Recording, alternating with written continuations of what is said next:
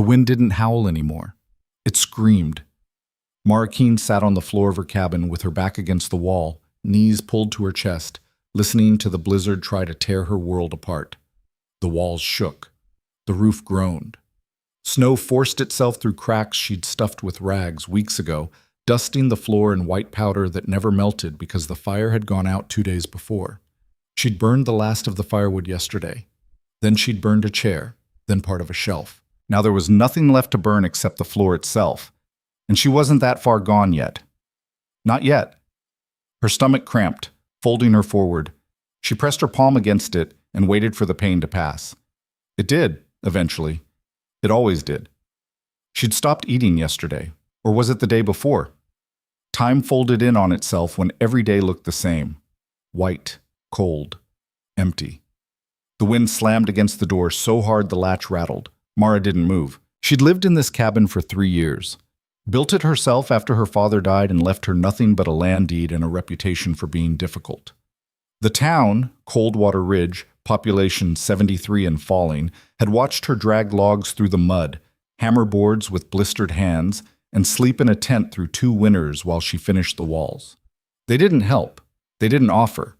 They just watched, waiting for her to fail. She didn't, but she didn't exactly succeed either. The blizzard had started 17 days ago. 17 days of snow piling so high it swallowed the fences, the trees, the entire horizon. 17 days of wind so vicious it sounded like wolves tearing at the roof. 17 days of silence from the town because Coldwater Ridge didn't care about Mara Keene. She was used to that. Another cramp hit, sharper this time. She gritted her teeth and tilted her head back against the wall, staring at the ceiling. A crack ran diagonally across it, splitting the wood like a scar. She'd meant to fix that last summer. Never got around to it. The scraping sound started so quietly she almost missed it. At first she thought it was the wind shifting a branch against the side of the cabin. But it came again, deliberate, rhythmic. Not wind, not a branch.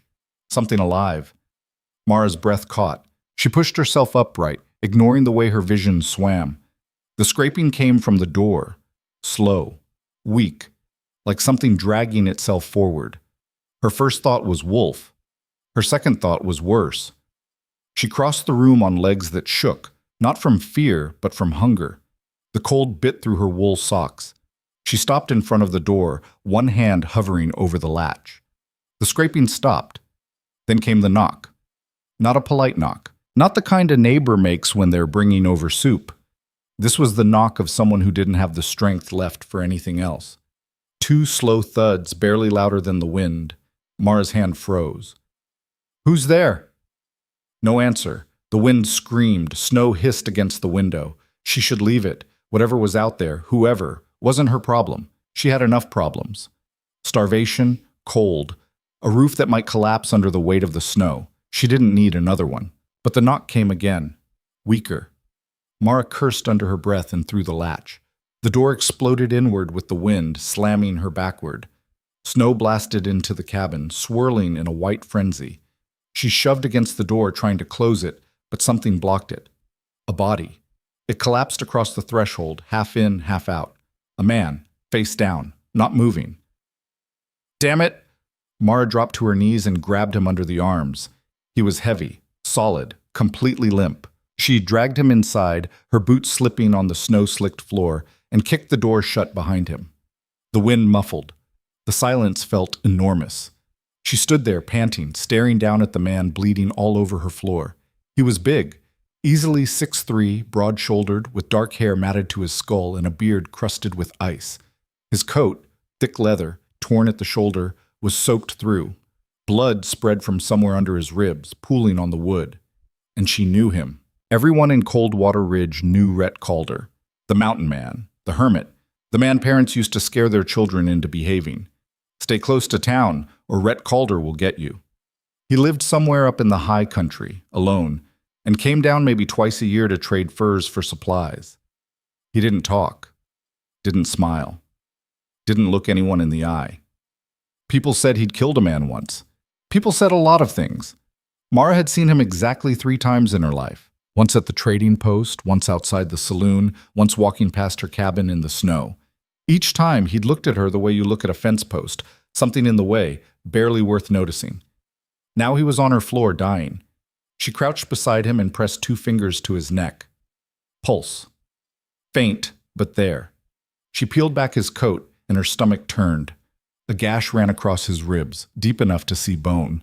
The edges were ragged, like he'd been clawed or stabbed. Blood soaked his shirt, his pants, the floor. Too much blood. "What the hell happened to you?" He didn't answer. His eyes stayed closed. Mara sat back on her heels, staring at him. She should throw him back outside, lock the door, pretend this never happened. He wasn't her responsibility. He was nothing to her. But he'd knocked. That meant something. It meant he'd crawled through a blizzard, bleeding, freezing, and chosen her door. Not the town, not someone else. Her. She didn't know why. Maybe he didn't either. Maybe he'd just gotten turned around in the storm and ended up here by accident. But he was here. And if she threw him out, he'd be dead in an hour. Mara looked at the blood spreading across her floor, at the man who'd never spoken a word to her, and made a choice she'd regret for the rest of her life. She got to work. First, she needed to stop the bleeding.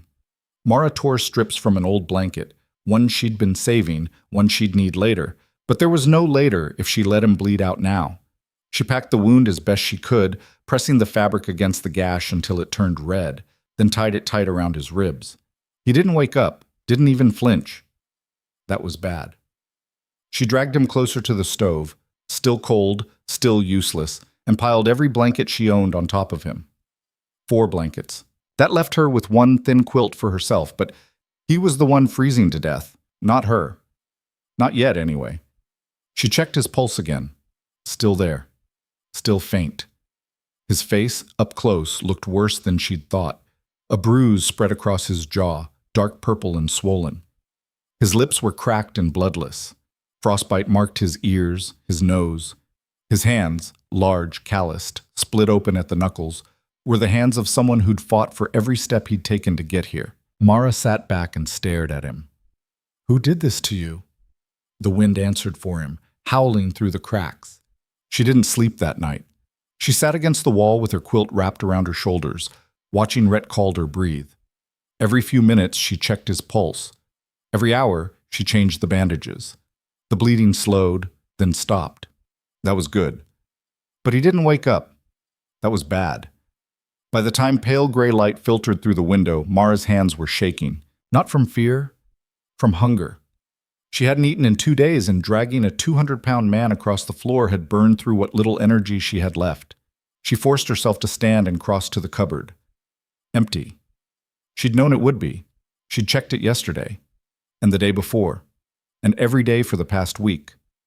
But she checked again anyway, because hope was a stupid thing that didn't know when to die. One jar sat on the bottom shelf, pickled beets. She hated pickled beets. Her father had loved them, so she'd made a batch 3 years ago and never opened it. She opened it now. The brine tasted like vinegar and regret. The beets tasted worse, but she ate them anyway, slowly, chewing each piece until it turned to mush. She ate half the jar and saved the rest. For him. She didn't know why. He wouldn't thank her for it. He probably wouldn't even wake up. But she saved it anyway. When she turned back, Rhett's eyes were open. Mara froze. He stared at the ceiling, his breathing shallow, his face blank. He didn't look at her. Didn't move. Just stared. "You're awake." No response. She crossed the room and crouched beside him. "Can you hear me?" His eyes shifted, slowly, like it cost him something. They locked on her face. Gray. His eyes were gray, the color of storm clouds, and they didn't blink. "You're in my cabin," Mara said. "You were bleeding. I patched you up. You're safe." His jaw tightened. His hand moved, barely, reaching for something that wasn't there. "You're not armed," Mara said. "I took your knife. You can have it back when you're not dying." His gaze didn't leave her face. "What happened to you?" He didn't answer. "Who did this?" Nothing. Mara exhaled slowly. "Fine. Don't talk. But if you're staying here, you're going to tell me eventually." His eyes closed. She thought he'd passed out again, but his breathing stayed even, controlled. He was awake. He just didn't want to talk. "Suit yourself." She stood and walked back to the cupboard, taking the jar of beets with her. She ate one more, just to prove she could, and set the jar aside. Behind her, Rhett's voice came out rough, barely above a whisper. "They left me." Mara turned. He hadn't moved, hadn't opened his eyes, but his hand curled into a fist against the floor. "Who?" "The town." Mara's chest tightened. "What do you mean, they left you?" Rhett's breathing hitched. He swallowed, and it looked like it hurt. "Came down for supplies. Storm hit. They locked the doors." Mara stared at him. "They locked you out?" "Said I wasn't worth the food." Her stomach turned, not from hunger, from fury. "Who said that?" Rhett's eyes opened again. He looked at her, and for the first time she saw something other than blankness in his face. Hate. "Everyone." The wind rattled the walls. Snow hissed against the window. Mara stood there holding a jar of pickled beets, staring at the man the town had left to die. And she realized something. She wasn't surprised. Coldwater Ridge had always been cruel. She'd just never seen it kill someone before. "How'd you get out here?" "Walked." "In that storm?" "Didn't have a choice?" Mara shook her head. "That's 15 miles. 12. "You shouldn't be alive." Rhett's mouth twitched. Not a smile, something darker. "I know." He closed his eyes again, and this time he didn't speak. Mara set the jar down and sat against the wall, pulling her quilt tighter. She watched him breathe, watched the rise and fall of his chest under the blankets, watched the blood seep through the bandages, slower now, but still there. He shouldn't be alive, but he was. And now she had to keep him that way. Gut. 3 days passed. Rhett didn't die. He didn't get better either. He drifted in and out of consciousness, sometimes lucid, sometimes delirious. Once, he woke up swinging, his fist catching Mara across the shoulder before she pinned his arm down and yelled at him to stop. He stopped, stared at her, then passed out again. She changed his bandages twice a day. The wound wasn't healing. The edges were red, angry, starting to smell. Infection. She didn't have medicine, didn't have alcohol, didn't have anything except snow, beets, and determination. She boiled snow and cleaned the wound with scalding water. Rhett didn't scream, but his hands clenched so tight his knuckles turned white. She packed it with clean cloth and tied it off. "This is going to kill you," she said. "Probably." "You're not worried?" "No." Mara frowned. "Why not?" Rhett looked at her. His face was pale, his eyes shadowed, but his voice came out steady. "Already dead?" "You're not dead." "Should be, but you're not." He didn't respond. Mara leaned back, wiping her hands on her pants. "You're the most stubborn bastard I've ever met." "Good." She almost smiled. The storm didn't let up. If anything, it got worse. The snow piled so high against the door she had to dig it out every morning just to crack it open. The cold seeped through the walls, turning the cabin into a tomb. She wore every piece of clothing she owned and still shivered. They ran out of beets on the 4th day. Mara stared at the empty jar, her stomach hollow, her hands trembling. "We're out of food." Rhett, lying on the floor wrapped in blankets, didn't open his eyes. "I know. I'm serious." "So am I." Mara set the jar down. "We're going to starve." "Probably." "You keep saying that." "Keeps being true." She wanted to hit him. She didn't, because he was still bleeding, but she wanted to. "There's a cache," Rhett said. Mara turned. "What?" "Supply cache, 2 miles north." "In this storm?" "Yes." "You're insane." "Yes." Mara crossed her arms. "You can't even stand." "I know." "So what good is a cache if you can't get to it?" Rhett's eyes opened. He looked at her, and for the first time she saw something other than resignation in his face. Hope. "You can." Mara laughed. It came out bitter. "I'm half-starved, and I've never been 2 feet outside this cabin in a blizzard. I'll die before I make it 100 yards. Maybe. Definitely." Rhett pushed himself up on one elbow. The effort made him pale, made his breathing hitch, but he didn't lie back down. "You want to live?" Mara didn't answer. "Then go." She stared at him, at the blood seeping through his bandages, at the stubborn set of his jaw, at the gray eyes that didn't blink. "You're serious?"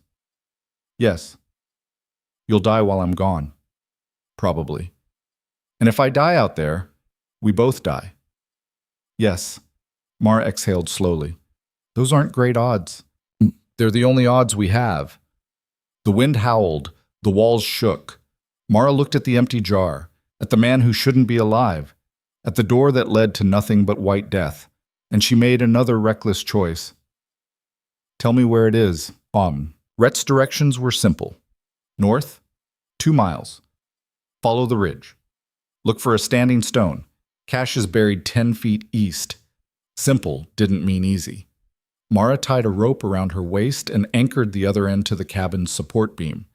If she got lost, the rope would lead her back. If the rope snapped, she'd die.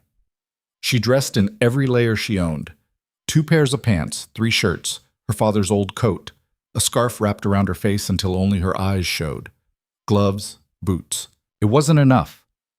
The moment she stepped outside, the wind tried to kill her. It hit like a fist, slamming her sideways into the cabin wall. Snow blasted her face, blinding her. The cold bit through her clothes, her skin, her bones. She couldn't breathe, couldn't see, couldn't think. She almost turned back. But then she thought about the empty jar, about Rhett bleeding on her floor, about dying alone in a cabin with nothing left to burn. She pushed forward. The world disappeared into white. There was no sky, no ground, just snow and wind and cold. She followed the ridge, or what she thought was the ridge. It was hard to tell when everything looked the same.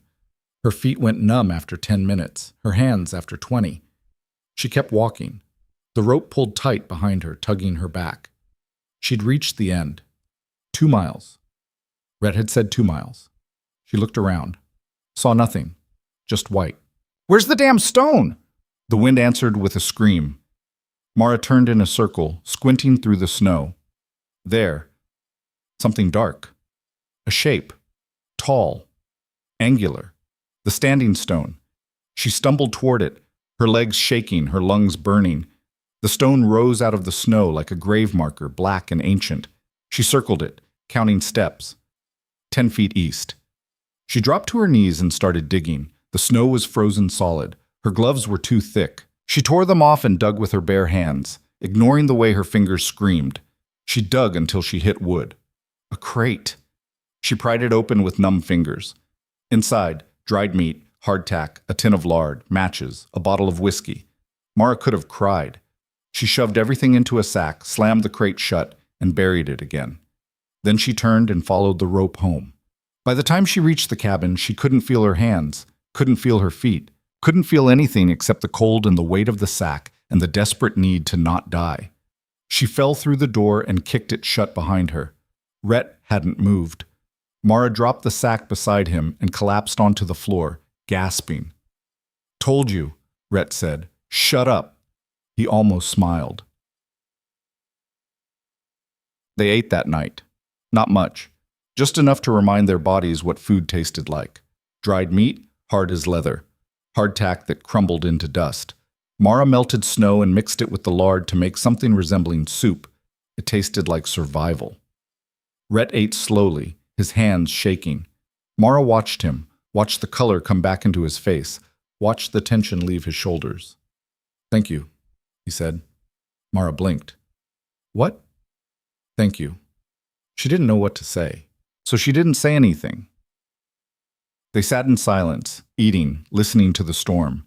And for the first time in weeks, Mara thought they might actually live. The food lasted 6 days. Mara rationed it like a miser, doling out portions so small they barely counted as meals. A strip of dried meat in the morning, hardtack at midday, watered-down lard soup at night. It kept them alive, but just barely. Rhett's fever broke on the 3rd day. He woke up lucid, clear-eyed, and immediately tried to stand. He made it halfway before his legs gave out and Mara had to catch him. What the hell are you doing? Getting up. You can't even walk. I can walk. You just fell. Rhett gritted his teeth and pushed himself upright again, using the wall for support. His face went white. Sweat beaded on his forehead, but he stayed standing. Mara crossed her arms. You're an idiot. Probably. Definitely. He took a step. His leg buckled. Mara grabbed him before he hit the floor and shoved him back down onto the blankets. Stay down. I need to move. You need to heal. Can't heal if I can't move. Mara glared at him. He glared back. Neither of them blinked. Finally, Mara exhaled. Fine. You want to move? Move. But if you tear that wound open, I'm leaving you on the floor. Rhett nodded. Fair. He moved. Not much. Just enough to sit up without passing out. Just enough to eat without choking. Just enough to prove he wasn't dead yet. Mara watched him, torn between admiration and frustration. He was stubborn, reckless, the kind of man who'd walk 12 miles through a blizzard with a hole in his ribs just because dying wasn't convenient. She understood that. She'd built a cabin alone in the wilderness for the same reason. By the 4th day, Rhett could stand without falling. By the 5th, he could walk across the room. By the 6th, he was pacing like a caged animal, testing his limits, pushing himself harder than he should. You're going to hurt yourself, Mar said. I'm fine. You're bleeding again. Rhett looked down. Blood seeped through the bandage at his ribs. He touched it, frowned, and kept pacing. Mara threw a rag at him. Sit down. I'm fine. You're bleeding on my floor. He stopped, looked at the floor, looked at her, then sat. Mara knelt beside him and unwrapped the bandage. The wound had scabbed over, but the edges were still red and angry. Infection lingered like a bad memory. This needs whiskey, she said. We drank it. I know. They'd finished the bottle 2 days ago, splitting it between medicine and morale. It hadn't been enough for either. Mara cleaned the wound with boiled snow and rewrapped it. Rhett didn't flinch, didn't complain, just stared at the wall like he was somewhere else entirely. Where'd you learn to do that? He asked. Do what? Patch people up. Mara shrugged. My father, he worked a logging crew. Men got hurt all the time. Someone had to fix them. He teach you? He didn't have a choice. I was all he had. Rhett looked at her, really looked at her, like he was seeing something he hadn't noticed before. He's dead? 3 years. I'm sorry. Mara tied off the bandage. Don't be. He was a bastard. Rhett's mouth twitched. Most fathers are. Yours too? Don't know. Never met him. Mara sat back. Your mother? Dead. Long time ago? I'm sorry. Don't be. They sat in silence, listening to the wind. It had quieted over the past few days, the screaming reduced to a dull roar. The blizzard wasn't over, but it was losing its teeth. You think it'll stop soon? Mara asked. Maybe. What happens when it does? Rhett didn't answer right away. He stared at the wall, his jaw tight, his hands curled into fists. I go back to the mountain. And the town? What about it? They left you to die. I know. You're just going to let that go? Rhett's eyes shifted to her, cold, hard. What do you want me to do? Burn it down? Mara didn't answer. They're not worth it, Rhett said. Any of them. They're not worth forgiving either. I'm not forgiving them. I'm forgetting them. Mara shook her head. You can't forget something like that. I can try. That's not how it works. Rhett leaned back against the wall, his face pale, his breathing shallow. You're right. It's not. But what else am I supposed to do? Mara didn't have an answer. The wind howled. The fire, small, pathetic, burning the last of the chair legs, crackled in the stove. The cabin creaked under the weight of the snow. And Mara realized something. She didn't want him to leave. Not because she cared about him. She barely knew him. But because once he left, she'd be alone again. And alone was starting to feel a lot like dying. You could stay, she said. Rhett looked at her. What? Here. You could stay here. Why would I do that? Because the mountain's going to kill you. The mountain's been trying to kill me for 10 years. Haven't managed it yet. You got lucky. I got stubborn, Mara exhaled. Fine. Go back to the mountain, freeze to death, starve, get mauled by a bear. See if I care. Rhett almost smiled. You care. I don't. You pulled me inside. I made a mistake. You fed me. I felt sorry for you. You went into a blizzard for me. Mara glared at him. Shut up. He didn't. You care. I don't. You're a terrible liar. Mara stood and crossed to the other side of the room, her hands shaking. Not from cold, from something else, something she didn't want to name. "I'm not asking you to stay because I care," she said. "I'm asking because it's practical. 2 people survive better than 1. "You've survived alone for 3 years. Barely." Rhett watched her. "What do you want from me?" Mara turned. "Nothing. I don't want anything. I'm just saying if you wanted to stay, you could." "Why?" "Because you don't have anywhere else to go." Rhett's face went hard. "I have the mountain. The mountain doesn't want you. The town doesn't want you. Where does that leave you?" "Alone." "Exactly." Rhett stood, slow and careful, using the wall for support. He crossed the room and stopped in front of her, close enough that she could see the scar above his eyebrow, the lines at the corners of his eyes, the exhaustion carved into his face. "You don't know me," he said. "I know enough. You don't know what I've done. I don't care what you've done." "You should." Mara met his eyes. "Did you kill someone?" Rhett didn't answer. "Did you?" "Yes." Mara's chest tightened. "Why?" "Because he deserved it." "Who was he?" "A man who hurt people." "Did he hurt you?" "No." "Then why?" Rhett's jaw tightened. "Because no one else would stop him." Mara stared at him.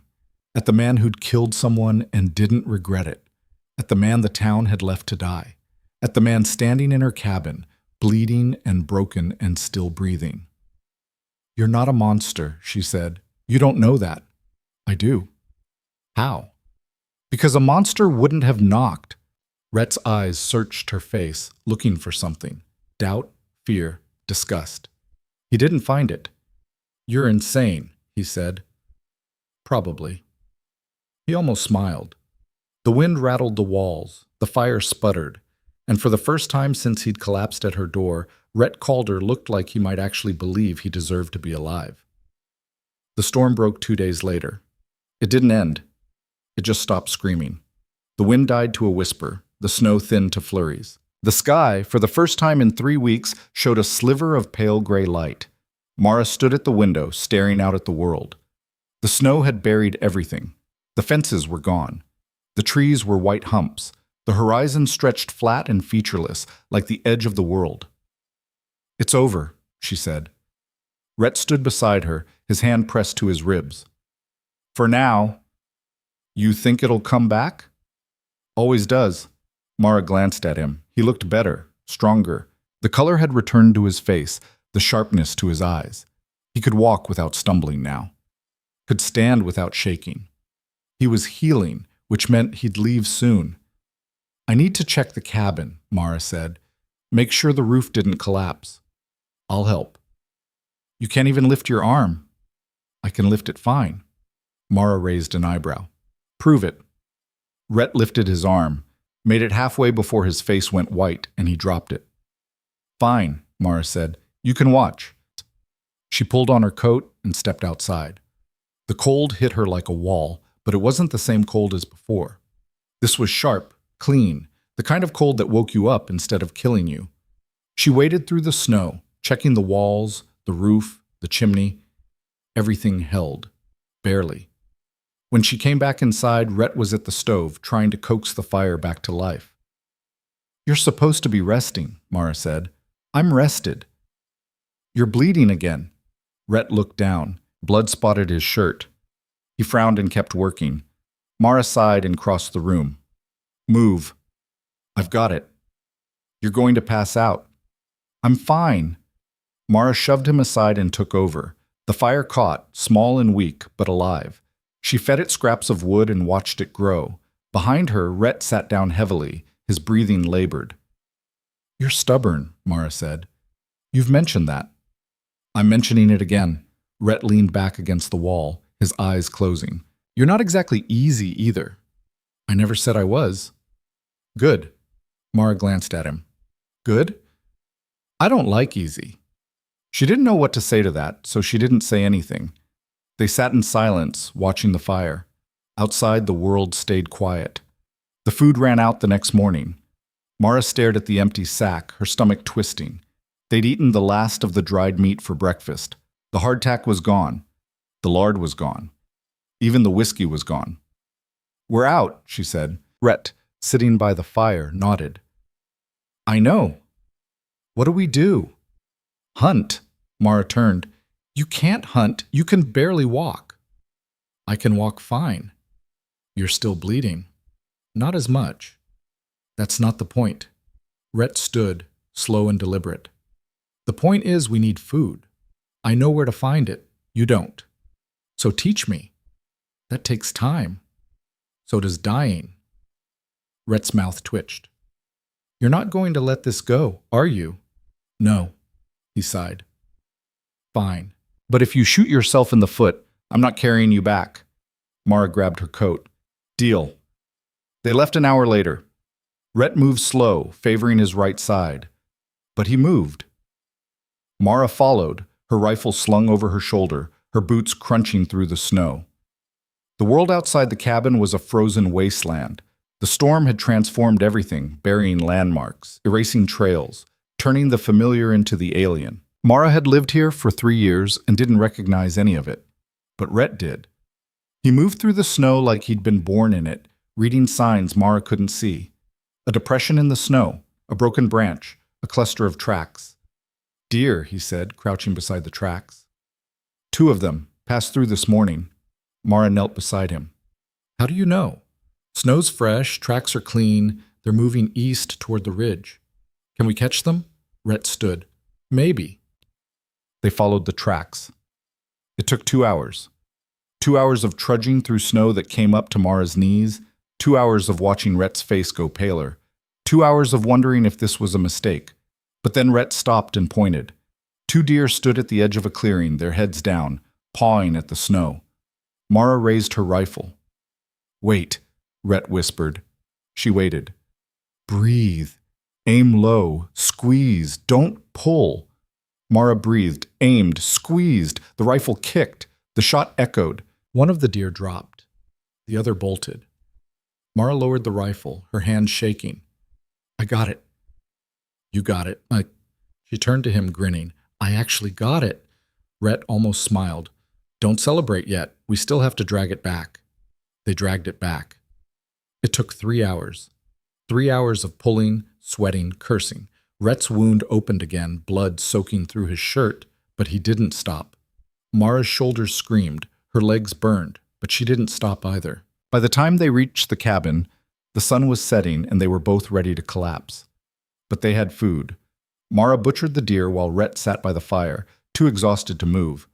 She'd never butchered anything bigger than a rabbit, but she figured it out.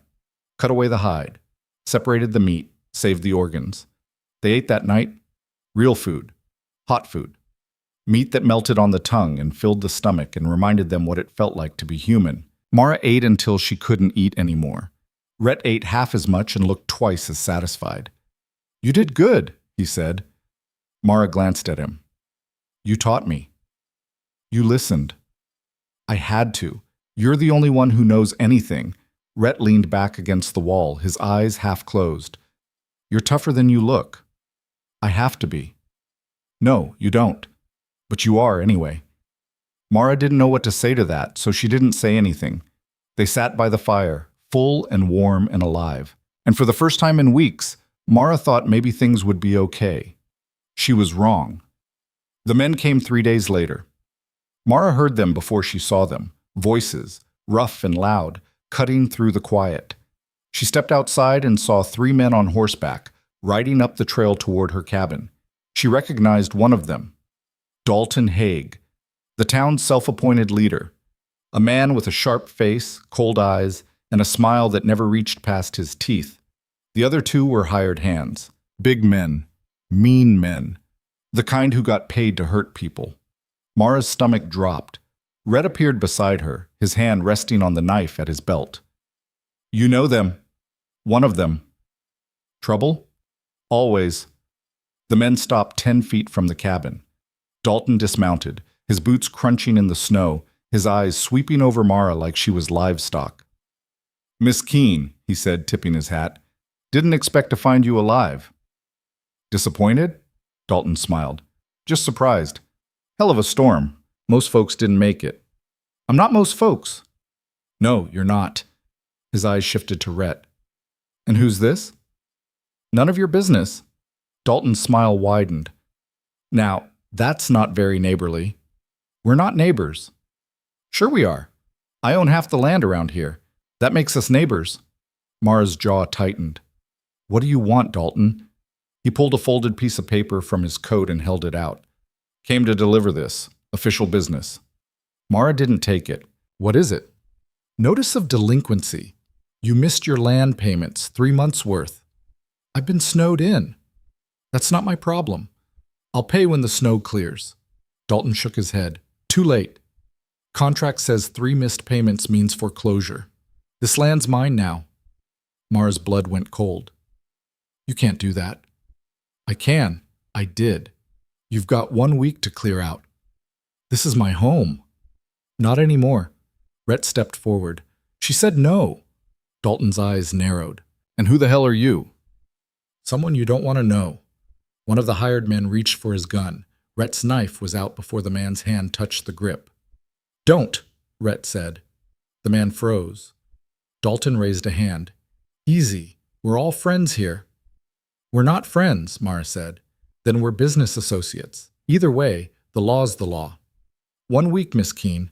After that, we come back with the sheriff. He mounted his horse and rode off, the hired men following. Mara stood in the snow, shaking. Not from cold, from rage. Rhett sheathed his knife. What just happened? He's trying to steal my land. Can he do that? If I don't pay, yes. How much do you owe? Mara's hands curled into fists. More than I have. Rhett was quiet for a long moment. Then he said, We'll figure it out. Mara turned. We? You saved my life. I'm not leaving you to lose yours. This isn't your fight. It is now. Mara stared at him. At the man who'd been a stranger 2 weeks ago. At the man who was still bleeding, still healing, still standing. Why? She asked. Rhett met her eyes. Because you didn't leave me to die. The wind picked up, scattering snow across the clearing, and Mara realized something. She wasn't alone anymore. That night, Mara couldn't sleep. She lay on her blankets, staring at the ceiling, watching shadows dance across the wood. The fire had burned down to embers. Rhett slept on the other side of the room, his breathing steady, his face turned toward the wall. 1 week. 7 days to come up with money she didn't have. 7 days before Dalton Haig showed up with the sheriff and a legal document that would rip everything away from her. 3 years of work. 3 years of bleeding hands and sleepless nights and refusing to quit when everyone expected her to. 3 years of building something that was hers, gone. Mara sat up, her chest tight. She couldn't let that happen. Wouldn't. But she didn't know how to stop it. The floorboards creaked. Rhett shifted, pushing himself upright. You're thinking too loud. I'm not thinking anything. You're a terrible liar. Mara pulled her knees to her chest. Go back to sleep. Can't. Your anxiety's contagious. She almost smiled. Almost. Rhett stood and crossed the room, moving easier now than he had a few days ago. He sat down beside her, keeping a respectful distance, his back against the wall. Tell me about Haig, he said. What's to tell? He's a bastard who thinks he owns the world. Does he? Half of it. The other half he's trying to steal. Rhett was quiet for a moment. How much do you owe him? $60. That's not much. It is when you don't have it. What happened to your payments? Mara exhaled slowly. I had the money. 3 months ago I took it into town to pay him. But there was a fire at the Johnsons' place. They lost everything. Their kids were hungry. I gave them the money instead. Rhett looked at her. You gave away your land payment? They needed it more than I did. And now you're losing your land. I know. Was it worth it? Mara's jaw tightened. They didn't starve, so yeah. It was worth it. Rhett shook his head, but there was something in his eyes that wasn't judgment. Respect, maybe. Or understanding. You're too good for this place, he said. I'm not good. I'm just stupid. You're both. Mara glared at him. That's not a compliment. Wasn't meant to be. They sat in silence. The wind whispered outside. The fire crackled. There has to be a way, Mara said. Something I can sell, something I can trade. You already sold everything. Not everything. Rhett raised an eyebrow. What's left? Mara looked around the cabin. Bare walls, empty shelves, a stove that barely worked, a table with 3 legs. Nothing. She had nothing. I could trap, she said. Sell furs. Not in a week.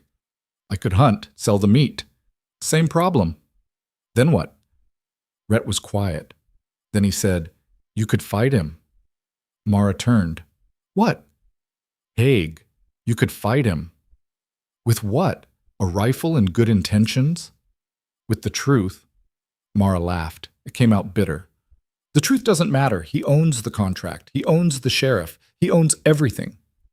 He doesn't own the people. The people don't care. They might. They won't. Rhett leaned forward. You don't know that. I do. I've lived here for 3 years. No one helped me build this place. No one helped me survive the storm. No one's going to help me now. You helped the Johnsons. And look where that got me. Rhett's eyes stayed on her face. What if you told them? What if you stood up in front of the whole town and told them what Haig's doing? They already know what he's doing. They don't care. Maybe they do. Maybe they're just scared. Mara shook her head. You don't understand. Haig runs that town.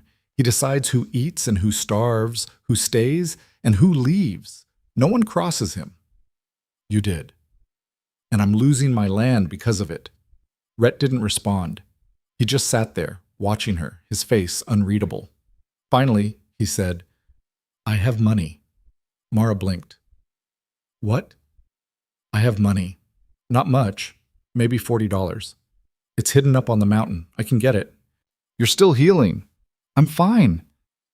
You're not fine. I can make it. Mara stared at him.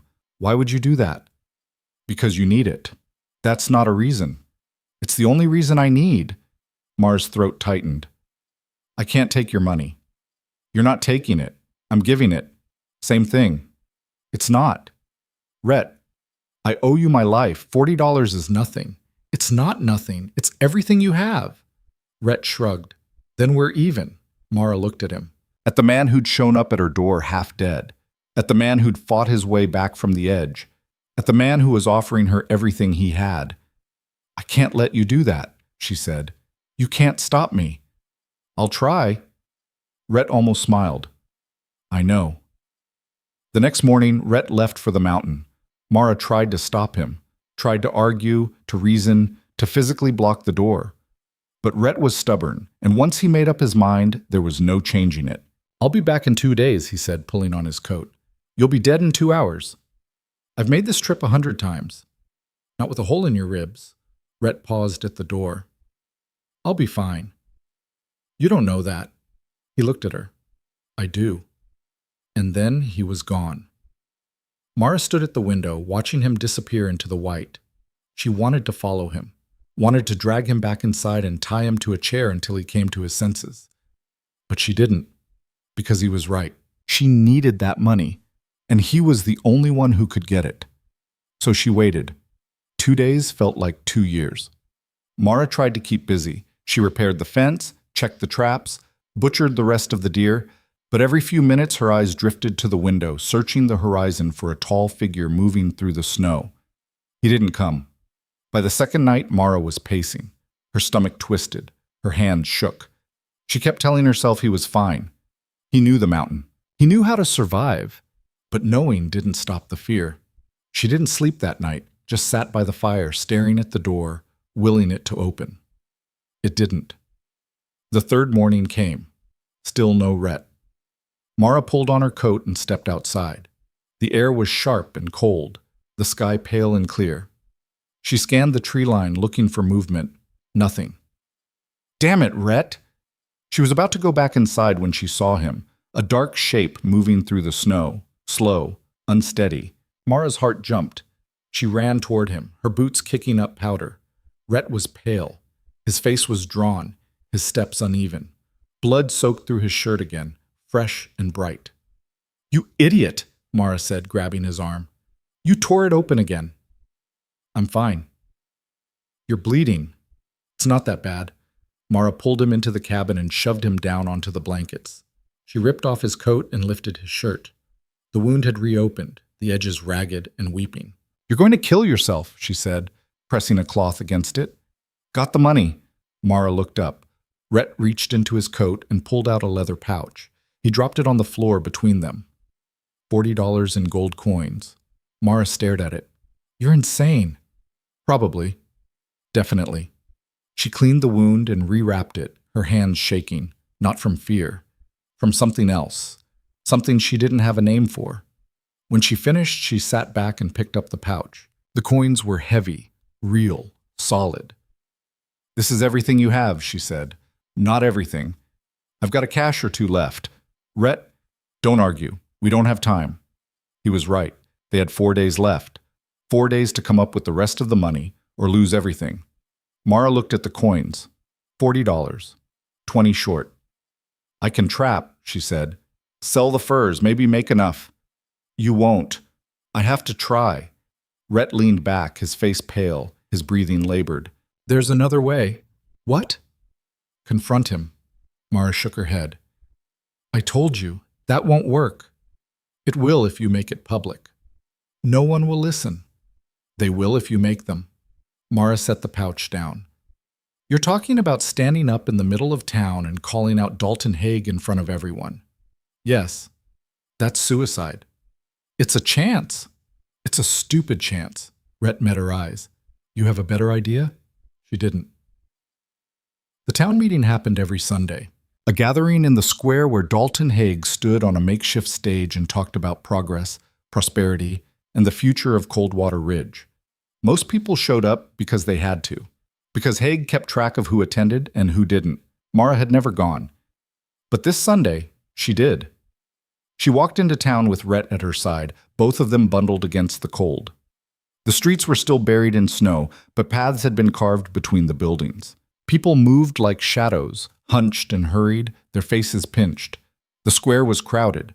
Maybe 50 people, maybe more. They stood in clusters, stamping their feet, their breath misting in the air. Dalton Haig stood on the stage, tall and smiling, flanked by his hired men. He was mid-speech, talking about spring planting and new opportunities. No one looked happy. Mara pushed through the crowd, Rhett close behind her. People glanced at her, then looked away. A few recognized Rhett and took a step back. Haig's voice carried across the square.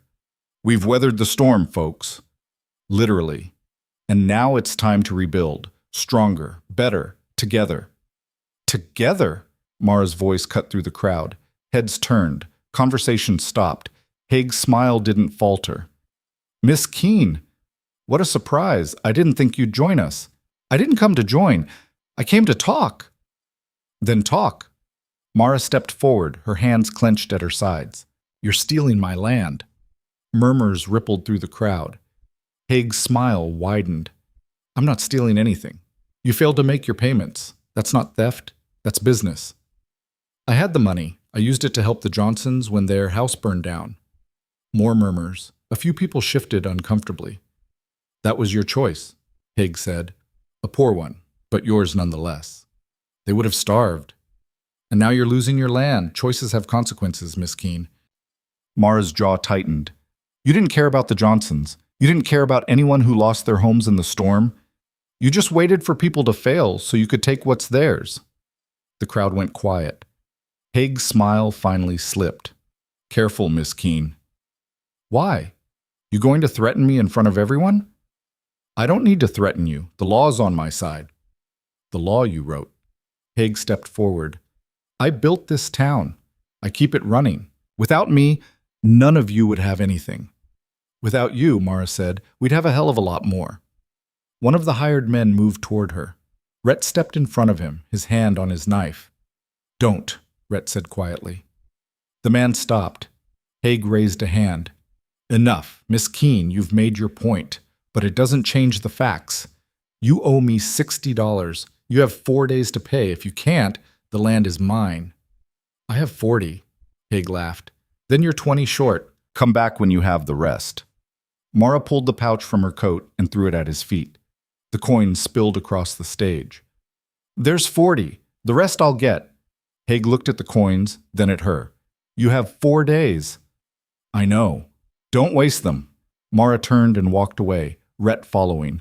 The crowd parted, silent, their faces unreadable. She'd done it. She'd stood up to Dalton Haig in front of the entire town, and she had no idea if it would matter. The next 3 days were brutal. Mara trapped, hunted, traded everything she had left. She sold her father's old coat, his boots, his rifle. She traded the rest of the deer meat for cash. She worked until her hands bled and her legs gave out. Rhett helped. Despite the wound, despite the exhaustion, he moved through the snow like a ghost, setting traps, tracking game, doing whatever it took. By the third day, they had $18, $2 short. Mara sat at the table staring at the pile of coins. So close. So damn close. "We're not going to make it," she said. Rhett leaned against the wall, his face pale. "We will." "How?" "I don't know." Mara laughed. It came out broken. "That's not reassuring." "I'm not trying to reassure you. I'm trying to keep you fighting." "For what? $2? We're going to lose anyway." Rhett crossed the room and sat down across from her. "You stood up to Haig, in front of everyone. That matters.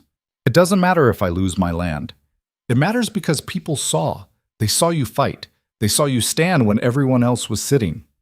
"So what?" "So they'll remember." Mara shook her head. "Remembering doesn't pay debts." Rhett reached across the table and took her hand.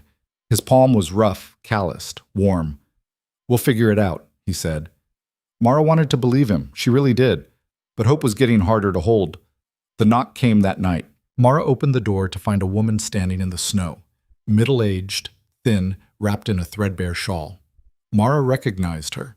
Mrs. Johnson, the woman whose family she'd helped 3 months ago. "I heard what happened," Mrs. Johnson said. "At the meeting." Mara nodded. "News travels fast." "It does." Mrs. Johnson reached into her coat and pulled out a small cloth bag. "This is for you." Mara took it. Inside were coins. She counted them. $2. Her throat tightened. "I can't take this." "You already did. You gave us everything when we had nothing. This is just paying it back." "You need this. We'll manage. You saved our lives. Let us save yours." Mrs. Johnson turned and walked away before Mara could argue. Mara stood in the doorway, staring at the coins, her vision blurring. Behind her, Rhett said quietly, "Told you." She turned. "Told me what?" "People remember." The next morning, Mara walked into town with $60 in her pocket. Dalton Haig stood outside his office, arms crossed, his hired men flanking him. He looked surprised to see her. "Miss Keene, I didn't expect you. I have your money." She dropped the pouch on the step. The coins clinked. Haig picked it up, counted it slowly, his face unreadable. $60, he said. "Every cent." He looked at her. "Where'd you get the last 2? "Does it matter?" Haig's jaw tightened. "No, I suppose it doesn't."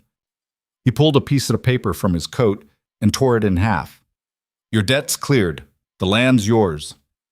Mara took the torn contract and folded it carefully. "Good." She turned to leave. "Miss Keene."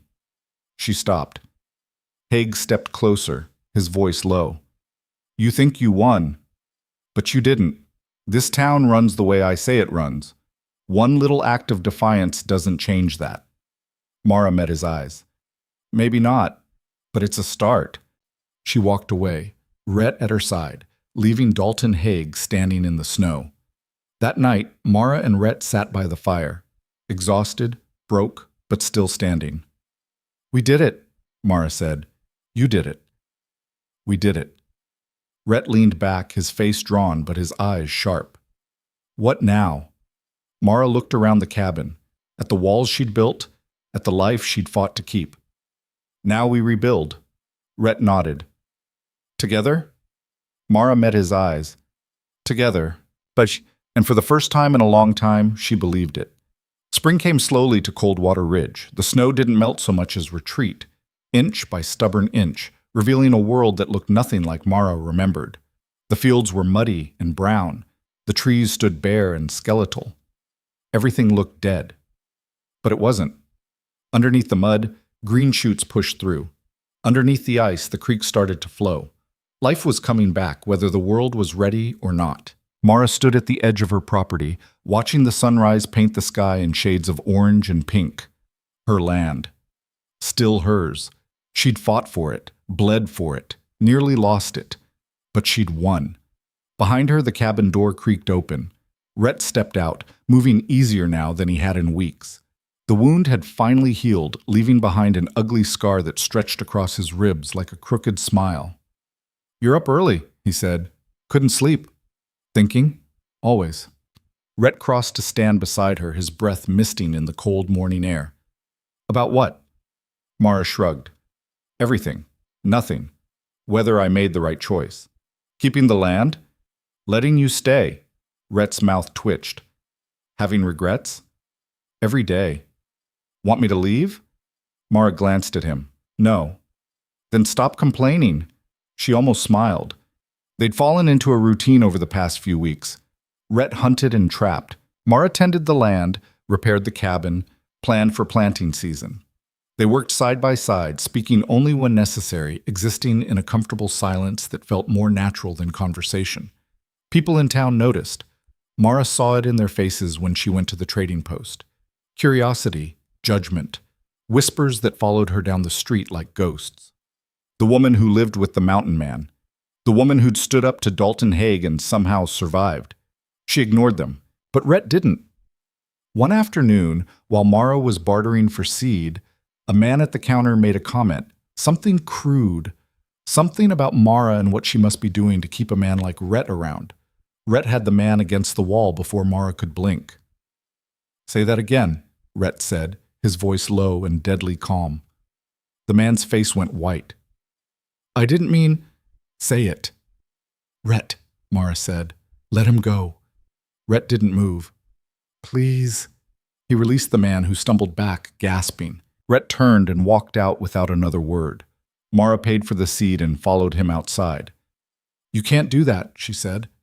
"I can do whatever I want." "You're going to get yourself killed." "Let them try." Mara grabbed his arm, forcing him to stop. "I don't need you to defend me." Rhett turned, his eyes hard. "I wasn't defending you. I was defending us." "There is no us." The words came out sharper than she'd intended. Rhett's face went blank, carefully neutral. "Right," he said. "My mistake." He pulled away and kept walking. Mara stood in the street, her stomach twisting. She'd hurt him. She could see it in the set of his shoulders, the way he didn't look back. But what was she supposed to say? That there was an us? That she'd started thinking of him as more than just someone who shared her cabin?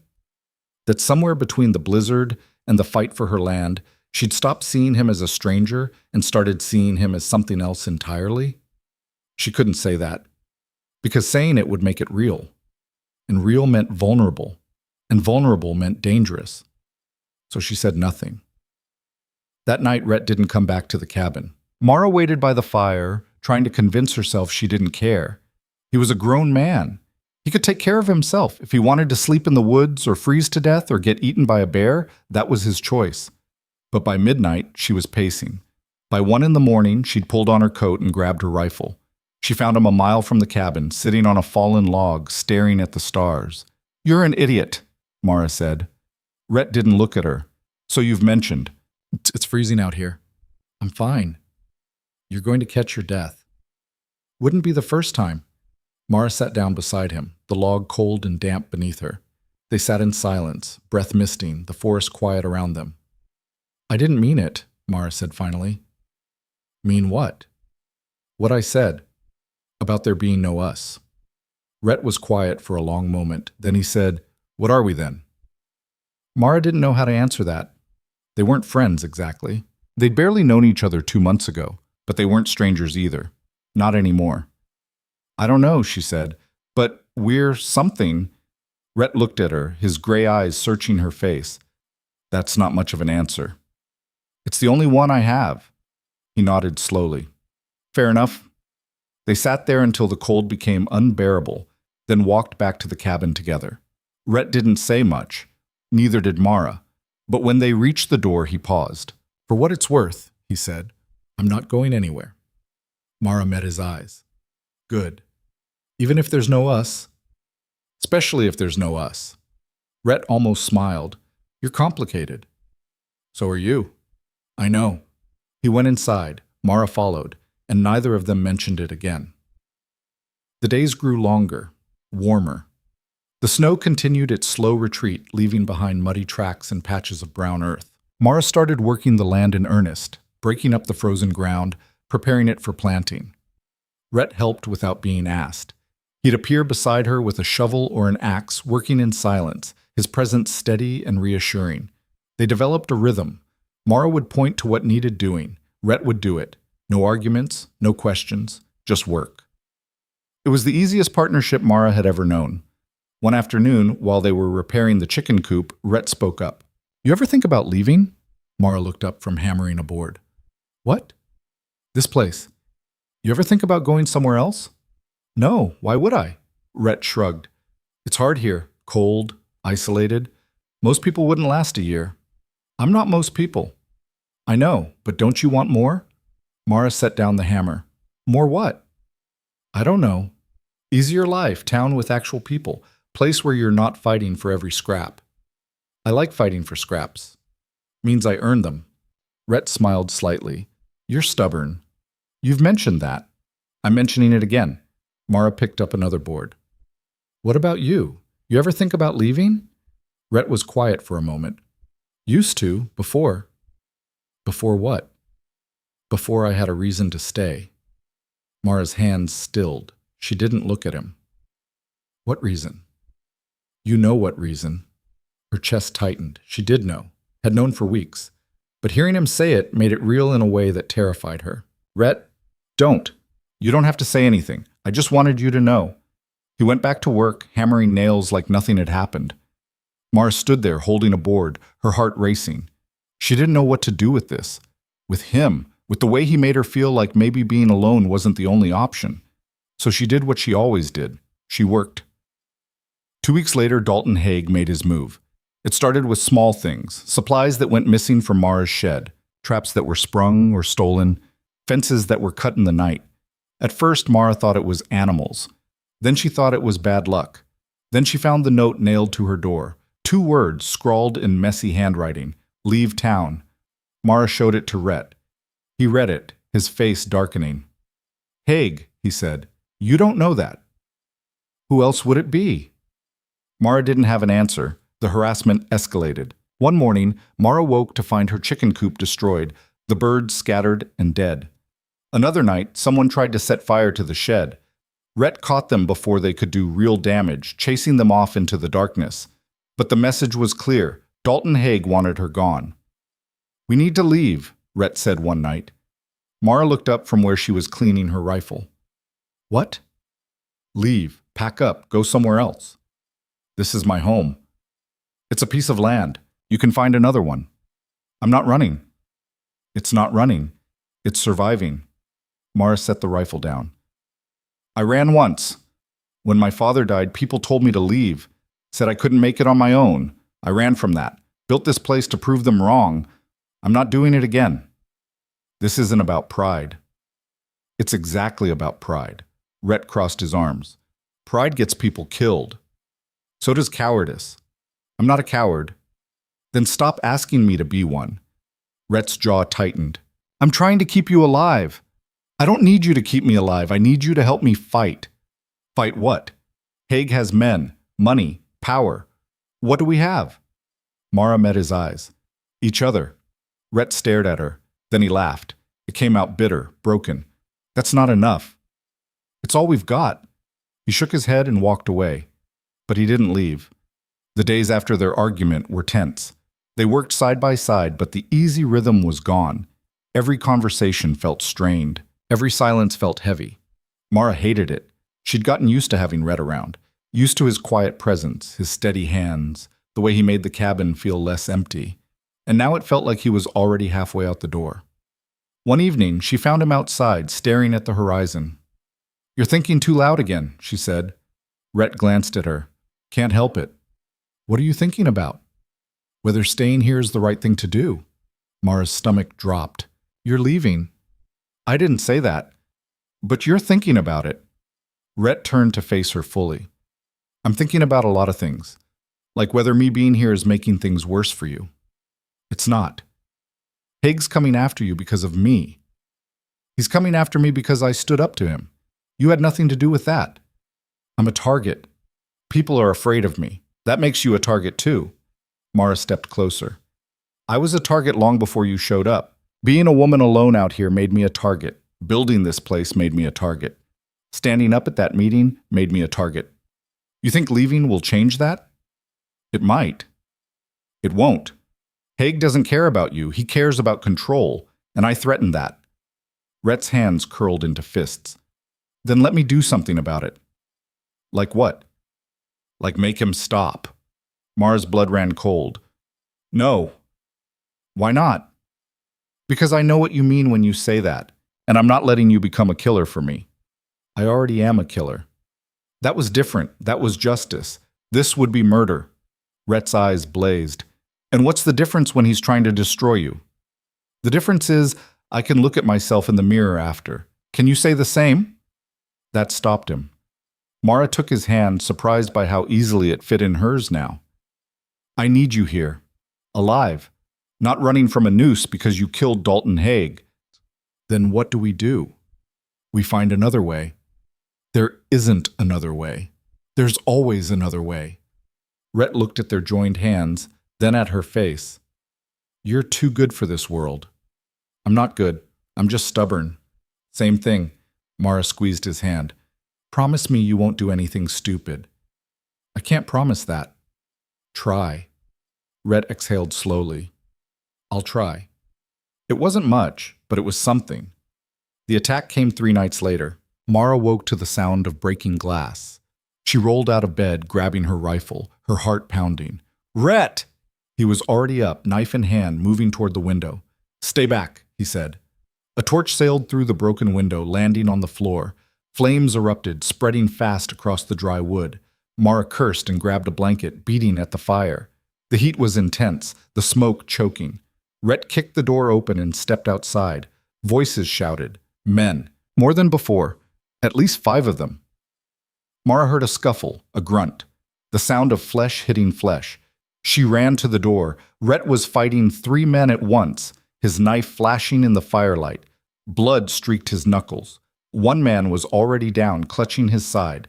2 more stood back, one holding a torch, the other a rifle. Mara raised her own rifle and fired into the air. The men froze. Next one goes through your chest, she said, her voice steady despite the terror coursing through her. The man with the torch dropped it and ran. The one with the rifle hesitated. You want to die tonight? Mara asked. Because I'm happy to oblige. The man lowered his rifle and backed away. The others followed, dragging their injured companion with them. Rhett stood in the snow, breathing hard, blood dripping from his knuckles. You okay? Mara asked. Fine. You're bleeding. It's not mine. Mara looked at the cabin. The fire was out, but the damage was done. The window was shattered. The floor was scorched. Smoke hung in the air like a ghost. This is getting worse, she said. I know. We can't keep doing this. I know. Mara lowered her rifle, her hand shaking. What do we do? Rhett wiped the blood from his hands onto his pants. We end it. How? You said there's always another way, so we find it. Mara looked at him. At the man who'd fought off 5 men to protect her home. At the man who refused to leave even when leaving would be easier. Together? She asked. Together. They spent the rest of the night cleaning up the damage and reinforcing the cabin, boarding up the broken window, checking every door and latch, making sure they'd be ready if Haig's men came back.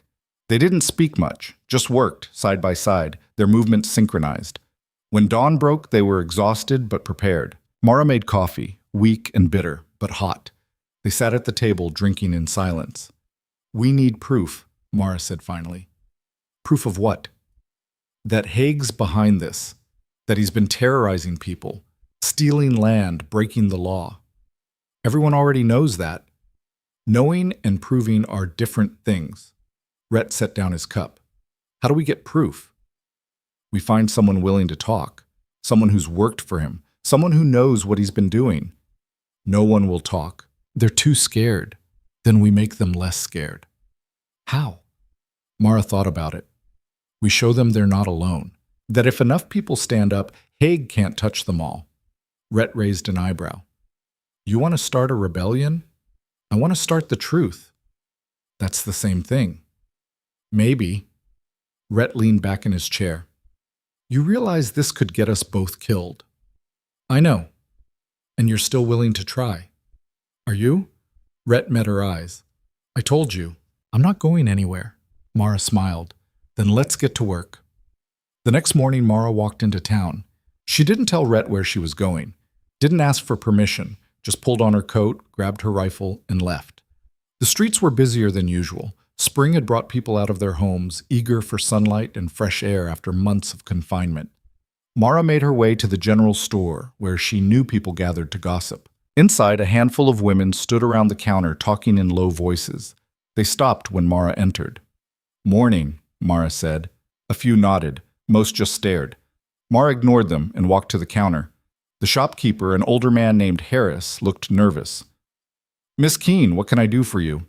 I need to talk to people. About Dalton Haig. The room went silent. Harris shifted uncomfortably. I don't think that's a good idea. Why not? Because Haig has ears everywhere, and he doesn't like people talking about him. I don't care what he likes. One of the women spoke up. You should care. He's dangerous. I know he's dangerous. That's why we need to talk about him. What good will talking do? Mara turned to face the woman. It'll show people they're not alone, that others are being hurt too, that maybe if we all stand together, we can stop him. The woman looked away. It's not that simple. It never is, but that doesn't mean we shouldn't try. Another woman, younger, stepped forward. What do you want us to do? Tell me what he's done to you, to your families. Give me specifics, dates, amounts, witnesses, and then what? And then we take it to everyone, show them the truth, make it impossible for Haig to hide. The younger woman glanced at Harris, then back at Mara. He foreclosed on my parents' farm last year. Said they missed 3 payments. They only missed 1. Do you have proof? My father kept records. I can get them. Good. Anyone else? Slowly, hesitantly, others began to speak. A man whose loan Haig had tripled overnight. A woman whose husband had been beaten by Haig's men for asking questions. A family forced off their land because Haig wanted it for himself. Story after story. Each one more damning than the last. Mara listened to all of them, committing every detail to memory. When she finally left the store, she had more than enough. But she needed one more thing. Evidence from someone on the inside. That night, Mara waited outside the saloon. She knew Haig's men drank there, knew they got loose-lipped when they'd had enough whiskey. She sat in the shadows, watching, waiting. Around midnight, 2 of them stumbled out. She recognized one, the man Rhett had fought off during the attack. He was drunk, unsteady, alone. Mara followed him. When they were far enough from the saloon, she stepped out of the shadows. We need to talk. The man spun around, nearly falling. When he saw her, his face went pale. You. Me. I didn't do anything. You tried to burn my cabin. That wasn't... I was just following orders. Whose orders? The man's eyes darted around, looking for escape. I can't. You can. And you will. Unless you want me to tell everyone in town that you're a coward who attacks women in the middle of the night. I'm not a coward. Then prove it. Tell me what Haig's been doing. The man's shoulders sagged. He looked broken, tired. Everything, he said finally. He's been doing everything you think he has. Stealing land, threatening people, paying us to scare folks into leaving. Why? Railroads coming through. He's been buying up land cheap and selling it to the railroad for 10 times what he paid. Mara's blood ran cold. How long has this been going on? 2 years, maybe more. And no one stopped him. Who's going to stop him? He owns the sheriff, owns half the town. Anyone who stands up to him gets crushed. Not anymore. The man looked at her. What are you going to do? I'm going to make sure everyone knows the truth. That'll get you killed. Maybe. But at least I'll die standing up. The man shook his head. You're crazy. Probably. Mara left him there and walked back toward her cabin. She had everything she needed now. Tomorrow, she'd bring it all to light. The next day was Sunday, town meeting day. Mara woke early, her stomach churning with nerves. Rhett was already up, checking his knife, his face grim. You ready? He asked. No. Good. Means you're smart. Mara pulled on her coat and tucked the papers she'd gathered into her pocket. Testimonies, records, proof. What if this doesn't work? She asked. Then we tried. That's not very comforting. I'm not trying to comfort you. I'm trying to keep you fighting. Mara met his eyes. I'm scared. Me too. Really? Terrified. She almost laughed. You don't look terrified. I'm good at hiding it. Mara crossed the room and stood in front of him. Thank you. For what? For being here. For believing in this. For not running when you could have. Rhett reached out and tucked a strand of hair behind her ear. The gesture was so gentle it made her chest ache. I told you, he said, I'm not going anywhere. Promise? Promise. They walked to town together, side by side, their boots crunching in the mud. The square was already filling with people. More than Mara had ever seen. Word had spread. People knew something was going to happen. Dalton Haig stood on the stage, looking confident and unbothered. His hired men flanked him, but there were fewer than before, 2 instead of 5. Mara pushed through the crowd. People stepped aside, watching her with a mixture of fear and curiosity. Haig saw her coming. His smile didn't falter. Miss Keene, come to join us? I came to talk. Then talk. Mara climbed onto the stage. Her legs felt weak, but she forced herself to stand tall. I have something to say, and all of you need to hear it. The crowd quieted. Mara pulled out the papers and held them up. These are testimonies. From people in this town, people Dalton Haig has cheated, threatened, destroyed. Murmurs rippled through the crowd. Haig's smile finally disappeared. Those are lies. They're not lies. They're truth. And I have proof. She began reading. Name after name, story after story. Each one more damning than the last. The crowd listened in stunned silence. When she finished, she looked directly at Haig. You've been stealing from these people for years, forcing them off their land so you can sell it to the railroad. You're not a leader. You're a thief. Haig's face darkened. You have no right. I have every right. This is my town too, and I'm not going to stand by and watch you destroy it. One of the hired men moved toward her. Rhett stepped onto the stage, his knife drawn. Don't, he said quietly. The man stopped. Haig raised a hand. Enough. Miss Keene, you've made your accusations, but accusations mean nothing without proof that holds up in a court of law. Mara pulled out one more paper, the one she'd been saving. This is a signed confession, from one of your own men, detailing everything you've done, every threat, every theft, every lie. The crowd erupted. Haig's face went pale. Where did you get that? Does it matter? You can't. I can. And I did. Haig looked out at the crowd, at the faces staring back at him with anger and betrayal. You're all fools if you believe her, he said. She's just a bitter woman trying to tear down a man who's done nothing but help this town. Help? Mrs. Johnson's voice rang out from the crowd. You tried to take our farm after we lost everything in a fire. That's not help. That's cruelty. Another voice. You tripled my loan and said I had no choice but to pay. Another. You sent men to beat my husband for asking questions. More and more voices rose. People who'd been silent for years finally finding the courage to speak. Haig looked around frantically. This is ridiculous. I built this town. Without me, you'd have nothing. Without you, Mara said, we'd have everything. The crowd roared in agreement. Haig's hired men exchanged glances, then quietly walked away. Haig stood alone on the stage, his power crumbling around him. You think you've won? He said, his voice shaking. You think this changes anything? Yes, Mara said. I do. Haig stared at her with pure hatred. Then he turned and walked away. The crowd watched him go, and then they turned to Mara. She stood on the stage exhausted, terrified, triumphant, and she realized something. She wasn't alone anymore. Not in fighting, not in living, not in anything. Red appeared beside her, his hand finding hers. "You did it," he said. "We did it." "No, you did it." Mara looked out at the crowd, at the people who'd finally found their voices. And she knew. This was just the beginning. The days after the town meeting were strange. Mara woke up each morning expecting retaliation. Expected Haig to come back with more men, more threats, more violence. Expected the town to turn on her, to decide that challenging him had been a mistake. None of that happened. Instead, something else did. People started showing up at her door. The first was Mr. Pratt, Anna's father. He came with a wagon full of lumber. "For repairs," he said, gesturing to the broken window and scorched floor.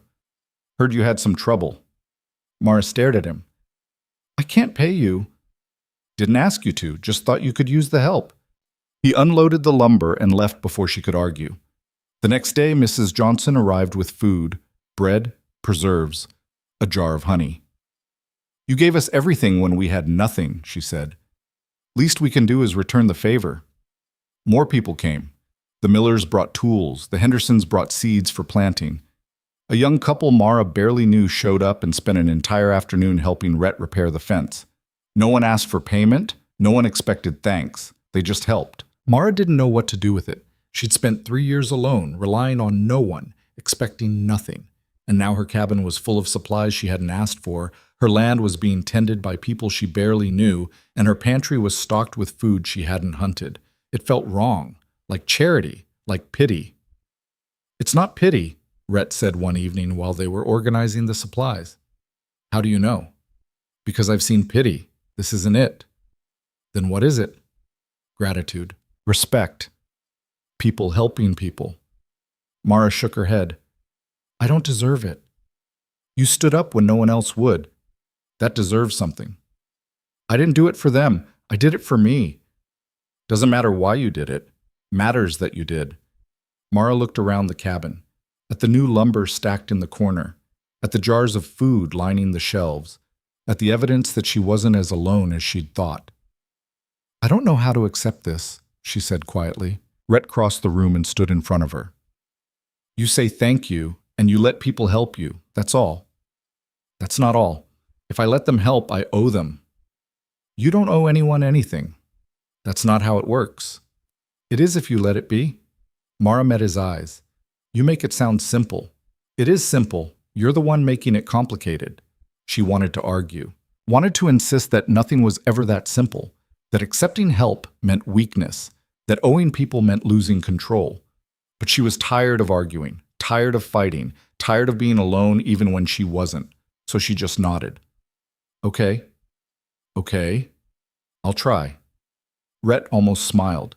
"That's all I'm asking." Over the next few days, more people came. Some brought supplies.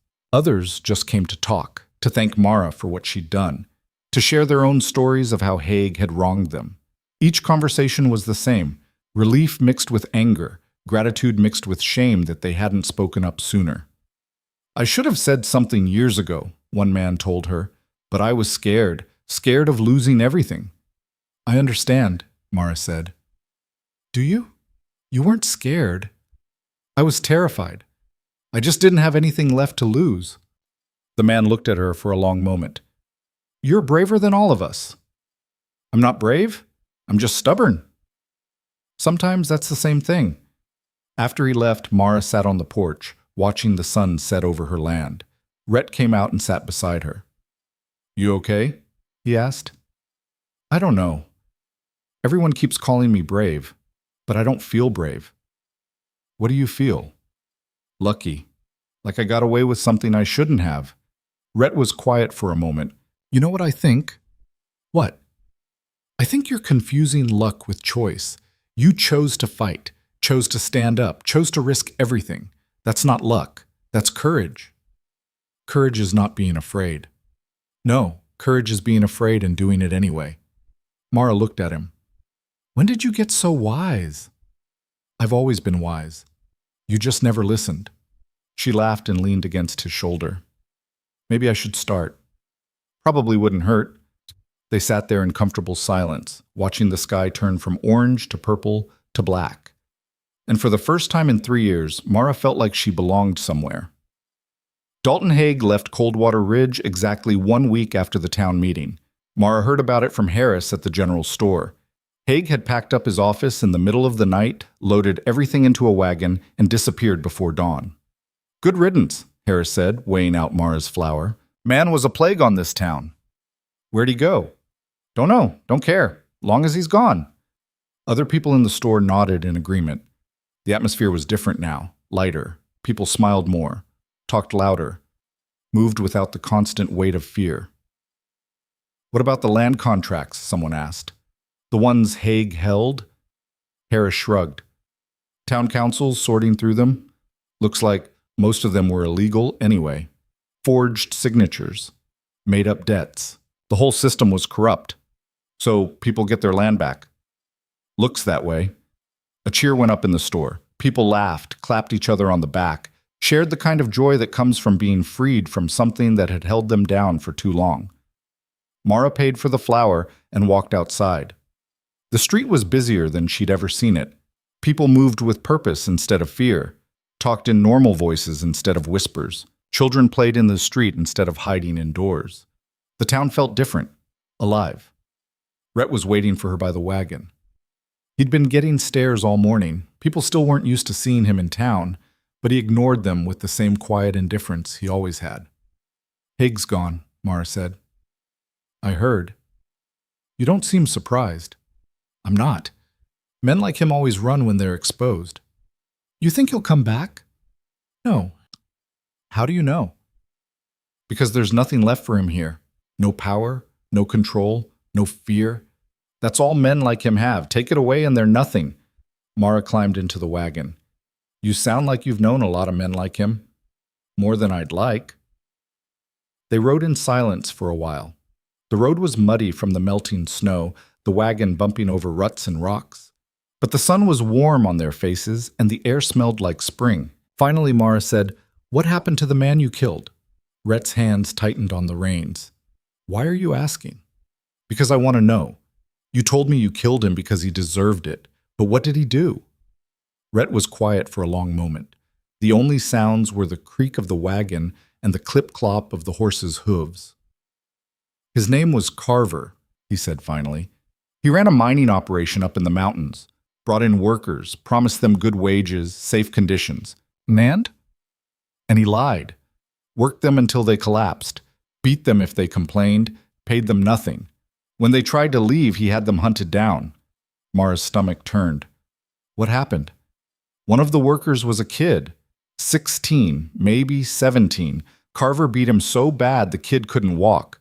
Left him to die in the snow because he'd complained about not being paid." "Did he die?" "No, I found him. Got him to a doctor in the next town over. He lived." "And Carver?" Rhett's jaw tightened. "I went to his camp, told him to let the workers go, pay them what he owed. He laughed, said they belonged to him, that no one could stop him because he owned the sheriff, owned the law, owned everything." "So you killed him?" "So I killed him."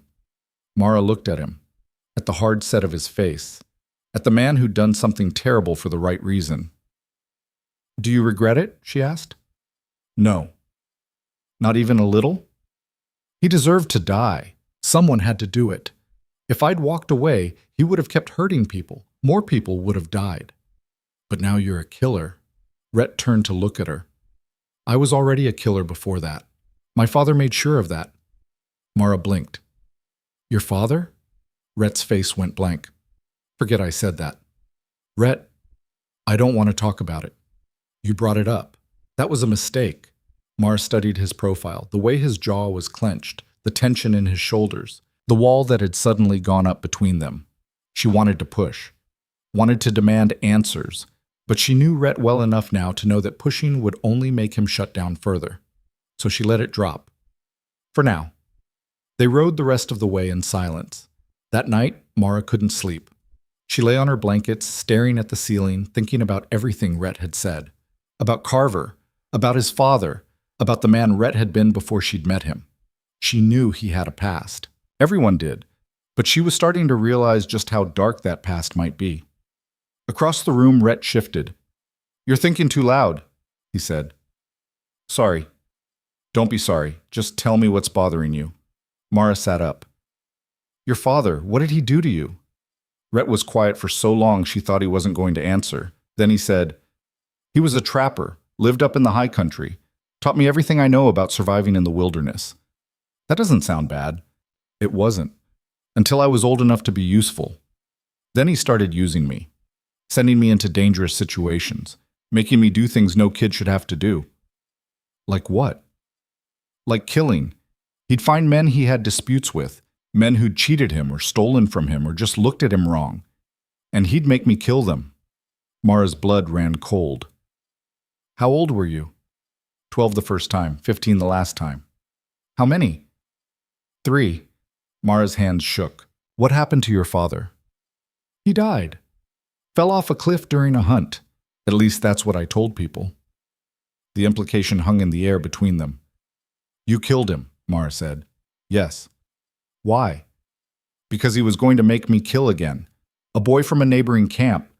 Kid couldn't have been more than 10. My father said the boy's father owed him money. Said the only way to collect was to make an example. So you killed your father instead." "Yes." Mara didn't know what to say, what to feel. The man she'd fallen for was a killer, multiple times over, starting when he was just a child. But he wasn't a monster. He'd killed to protect people, to stop evil, to survive. Wasn't that different? "I understand if you want me to leave," Rhett said quietly. "What?" "I'm not a good man, Mara. I've done terrible things, things I can't take back. You deserve better than that." Mara stood and crossed the room. She sat down beside him and took his hand. "You're wrong," she said. "About what?" "About not being a good man. You are good. You've just had to do bad things to survive." "That doesn't make it okay." "No, but it makes it understandable." Rhett looked at her. "How can you say that?" "Because I know you, the real you. Not the killer your father made you, but the man who knocked on my door instead of just breaking in. The man who went into a blizzard to help me get food. The man who fought off Haig's men to protect me. That's who you are. You don't know what I'm capable of. I know exactly what you're capable of, and I'm not afraid of you. You should be. But I'm not." Rhett's eyes searched her face. "Why?" "Because I trust you. Because I love you." The words hung in the air between them, raw, honest, terrifying. Rhett stared at her. "What did you say?" "I said I love you." "You can't." "Why not?" "Because I'm broken, damaged. I'll only hurt you." Mara cupped his face in her hands. "We're all broken, Rhett. Every single one of us. The question isn't whether we're damaged, it's what we do with that damage. And you've chosen to use yours to protect people, to help people, to be better than what was done to you. That's not broken. That's strong." Rhett's composure finally cracked. He pulled her into his arms and held her tight, his face buried in her shoulder. "I don't deserve you," he said. "You don't get to decide that. I do, and I choose you." They stayed like that until the sun came up, just holding each other, two broken people finding wholeness in each other. And Mara knew. This was real. This was forever. Spring turned into summer.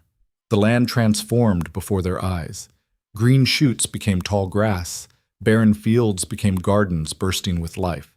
The cabin, once barely standing, became solid and strong with all the repairs. Mara and Rhett worked side by side, building a life together. They expanded the cabin, adding a second room for storage, built a proper barn for the chickens and the 2 goats they'd bought from the millers, planted crops that would see them through the next winter and hopefully provide enough surplus to sell.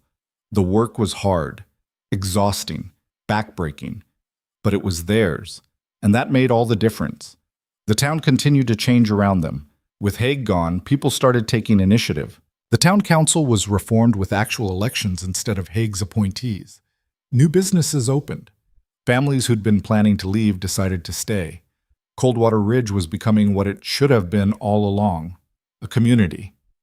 One evening, after a long day of working in the garden, Mara and Rhett sat on the porch watching the sunset. You ever think about the future? Mara asked. Sometimes. What do you see? Rhett was quiet for a moment. This. You and me, working the land, building something that lasts. That's it? That's everything. Mara looked at him. You don't want more? Adventure? Excitement? Something beyond just working and surviving? Rhett turned to face her. I've had adventure. I've had excitement. Know what it got me? Scars and nightmares, and a past I can't escape. This, he gestured to the land, the cabin, the sunset. This is what I want. Peace, stability, you. Really? Really? Mara smiled. Good, because I want it too. Rhett took her hand. His palm was rough, calloused, warm. There's something else I want, he said. What? You, permanently. Mara's heart started racing. What are you saying? Rhett stood and pulled her to her feet. I'm saying I love you. I'm saying I want to build a life with you, not just work the land together, but be together, really together, as husband and wife. Mara stared at him. You want to marry me? Yes. Since when? Since you dragged me inside instead of leaving me to die. Since you fed me when you were starving. Since you fought for this place like it was the only thing that mattered. Since you stood up to Haig when everyone else was too scared. Since you looked at me, a killer, a monster, and chose to see something worth saving. Mara's eyes filled with tears. I'm not easy to live with. Neither am I. I'm stubborn. So am I. I have opinions about everything. I know. And I don't always listen. I've noticed. So why do you want to marry me? Rhett smiled. Because you're the strongest, bravest, most stubborn woman I've ever met. Because you make me want to be better than I am. Because when I'm with you, I feel like maybe I deserve to be alive. Because I love you more than I thought I could love anything. Mara's tears spilled over. That's not fair. What's not fair? Using words like that, making me cry, making me feel things. Is that a yes? Mara pretended to think about it. I don't know. Marriage is a big commitment. It is. And you're asking me to commit to a man with a terrible past. I am. A man who's stubborn and reckless. That's true. A man who can't cook to save his life. Also true. A man who... Rhett kissed her. It wasn't gentle or tentative. It was deep and sure and full of everything he felt but couldn't say. When they pulled apart, Mara was breathless. Is that a yes? Rhett asked again. It's a yes. He picked her up and spun her around. Mara laughed, her arms around his neck, her heart so full it felt like it might burst. When he set her down, she said, We don't have a ring, or a preacher, or witnesses. We'll figure it out. You keep saying that. It keeps being true. They got married 3 weeks later. Not in a church. Coldwater Ridge didn't have one. Not with a fancy dress or a big ceremony. Just them, standing in the town square in front of everyone, promising to love and support each other for as long as they lived. Harris volunteered to officiate since he was the closest thing the town had to an authority figure. He read from a book of common prayers he'd found somewhere, stumbling over the words but meaning everyone. Mrs. Johnson cried through the whole ceremony. Mr. Pratt clapped so hard his hands turned red. Anna threw wildflowers that she'd picked that morning. It was simple, imperfect, beautiful, exactly what they both wanted. When Harris pronounced them husband and wife, Rhett kissed Mara like they were the only two people in the world. The crowd cheered, and for the first time in her life, Mara felt like she was exactly where she was supposed to be. After the ceremony, people brought food for a celebration. Tables were set up in the square. Someone brought out a fiddle and started playing. Children ran around shrieking with laughter. Adults danced and drank and celebrated. Mara stood at the edge of it all, watching, trying to process that this was her life now. She was married, she had a home, she had a community, she had everything she'd ever wanted and some things she hadn't even known to want. Rhett found her and pulled her into his arms. You okay? He asked.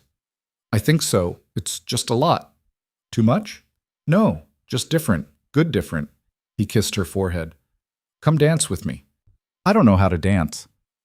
Neither do I. We'll figure it out. He pulled her into the crowd and they danced, badly, awkwardly, laughing the whole time, until the sun went down and the stars came out. That night, in their cabin, Rhett carried Mara across the threshold. "This is ridiculous," she said, laughing. "It's tradition." "We don't do tradition. We're doing this one." He set her down gently and closed the door behind them. They stood there facing each other, husband and wife, the weight and wonder of it settling over them. "I love you," Rhett said. "I love you too. Even though I'm stubborn and reckless and can't cook, especially because of all that." He kissed her, slowly this time, thoroughly, taking his time, and for the first time in either of their lives, they had all the time in the world. The months that followed were the happiest of Mara's life. She and Rhett fell into an easy rhythm. They worked the land during the day, cooked together in the evening, sat on the porch, and talked until the stars came out. They had their first real fight in August over something stupid, whether to sell the extra vegetables in town or preserve them for winter. The argument escalated until they were both yelling, faces red, hands gesturing wildly. Then Rhett said something that made Mara laugh. She tried to stay angry, but couldn't. The laughter bubbled up and spilled over until they were both laughing, the fight forgotten. "We're terrible at fighting," Mara said. "Speak for yourself. I was winning." "You were not." "I was too." "How do you figure?" "I made you laugh." Mara shook her head. "That's not winning. That's cheating. All's fair in love and vegetables." She threw a dish rag at him. He caught it and pulled her into his arms. "I'm sorry," he said. "Me too. We should preserve them." "I know. But if you want to sell some..." "No, you're right. Preserving is smarter." They kissed, and just like that, the fight was over. It became a pattern. They'd argue about something small, get heated. Then one of them would say something to break the tension, and they'd end up laughing. It wasn't perfect, but it was theirs. In September, Mara woke up feeling sick. At first, she thought it was something she ate, but when it happened again the next day, and the day after that, she started to wonder. A week later, she knew. She was pregnant. Mara sat on the edge of the bed, her hand on her stomach, her mind racing. A baby. She was going to have a baby. The thought terrified her. She didn't know anything about being a mother, didn't know if she'd be good at it, didn't know if she was ready. But underneath the fear was something else. Joy. Pure, unbridled joy. She was going to have a baby. With Rhett. They were going to be a family. She told him that evening while they were making dinner. "I'm pregnant." Rhett dropped the pot he was holding. It clattered to the floor, spilling stew everywhere. "What?" "I'm pregnant." He stared at her, his face going through about 12 different emotions in 5 seconds. Shock, disbelief, fear, joy, terror, wonder. "Are you sure?" "Pretty sure." "How sure?" "Very sure." Rhett sat down hard on the floor, right in the puddle of stew. Mara knelt beside him, ignoring the mess. "You okay?" "I don't know." "You don't want it?" "I didn't say that." "Then what are you saying?" Rhett looked at her, his eyes wide and scared. "I'm saying I don't know how to be a father." "I don't know how to be a mother." "That's different." "How?" "You're good with people. You're patient and kind, and you know how to take care of things." Mara laughed. "I'm terrible with people. I'm impatient and stubborn, and I barely know how to take care of myself." "That's not true." "It is true, but that's okay. We'll figure it out." "What if we can't?" "Then we'll fail together." Rhett shook his head. "That's not reassuring." "It's honest." He was quiet for a long moment. Then he said, "I'm scared." "Me too. What if I'm like my father? What if I hurt our child?" Mara took his face in her hands. "You're nothing like your father. You're kind and gentle, and you fight to protect people, not hurt them. You're going to be a great father." "You don't know that." "Yes, I do." "How?" "Because I know you, the real you, and the real you is good." Rhett's eyes filled with tears. "I love you." "I love you too." He pulled her into his arms and held her tight, his hand moving to rest on her still flat stomach. "We're having a baby," he said. "We're having a baby. We're going to be terrible at it." Mara laughed through her own tears. "Probably. Definitely. But we'll try our best." Deal. They sat on the floor in the puddle of stew, holding each other, terrified and excited and ready for whatever came next. The pregnancy was hard. Mara was sick for the first 3 months, could barely keep food down, could barely work. Spent most days lying in bed, miserable and frustrated and hating every second of it. Rhett took over everything.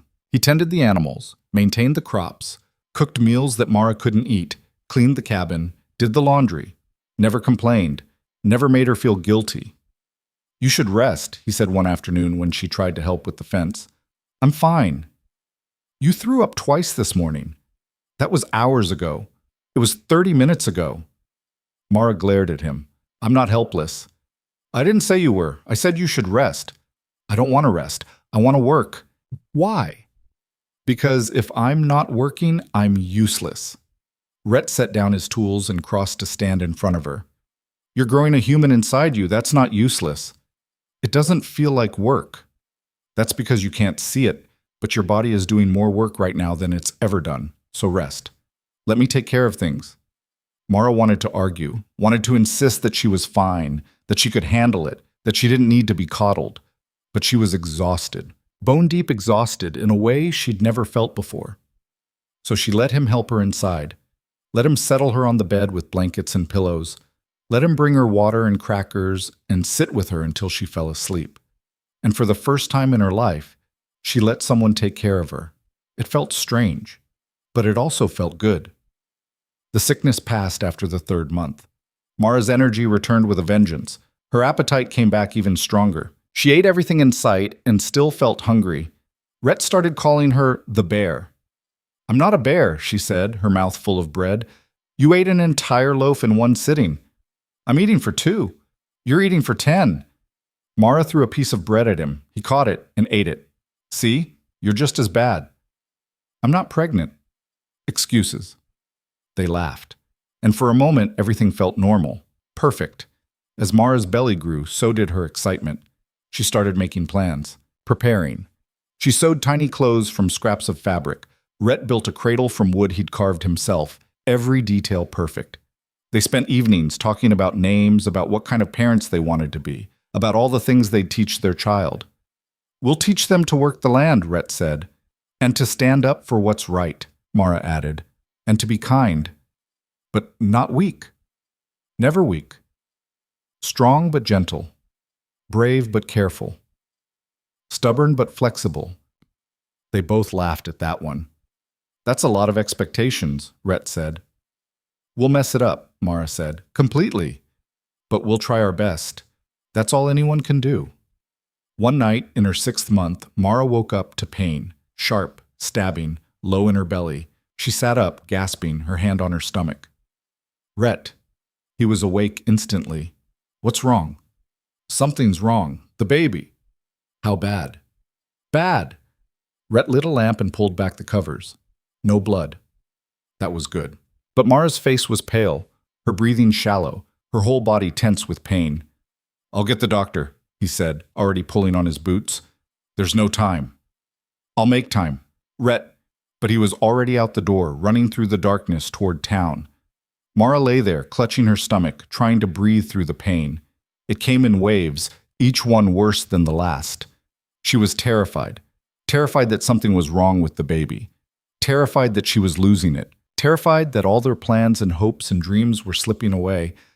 "Please," she thought, "please let the baby be okay." Rhett returned with the doctor in less than an hour, a miracle considering the distance and the darkness. The doctor was an older woman named Dr. Winters, who'd moved to Coldwater Ridge just a few months earlier. She examined Mara while Rhett paced outside, his hands shaking. Finally, Dr. Winters emerged. "She's fine. Baby's fine. Just false labor.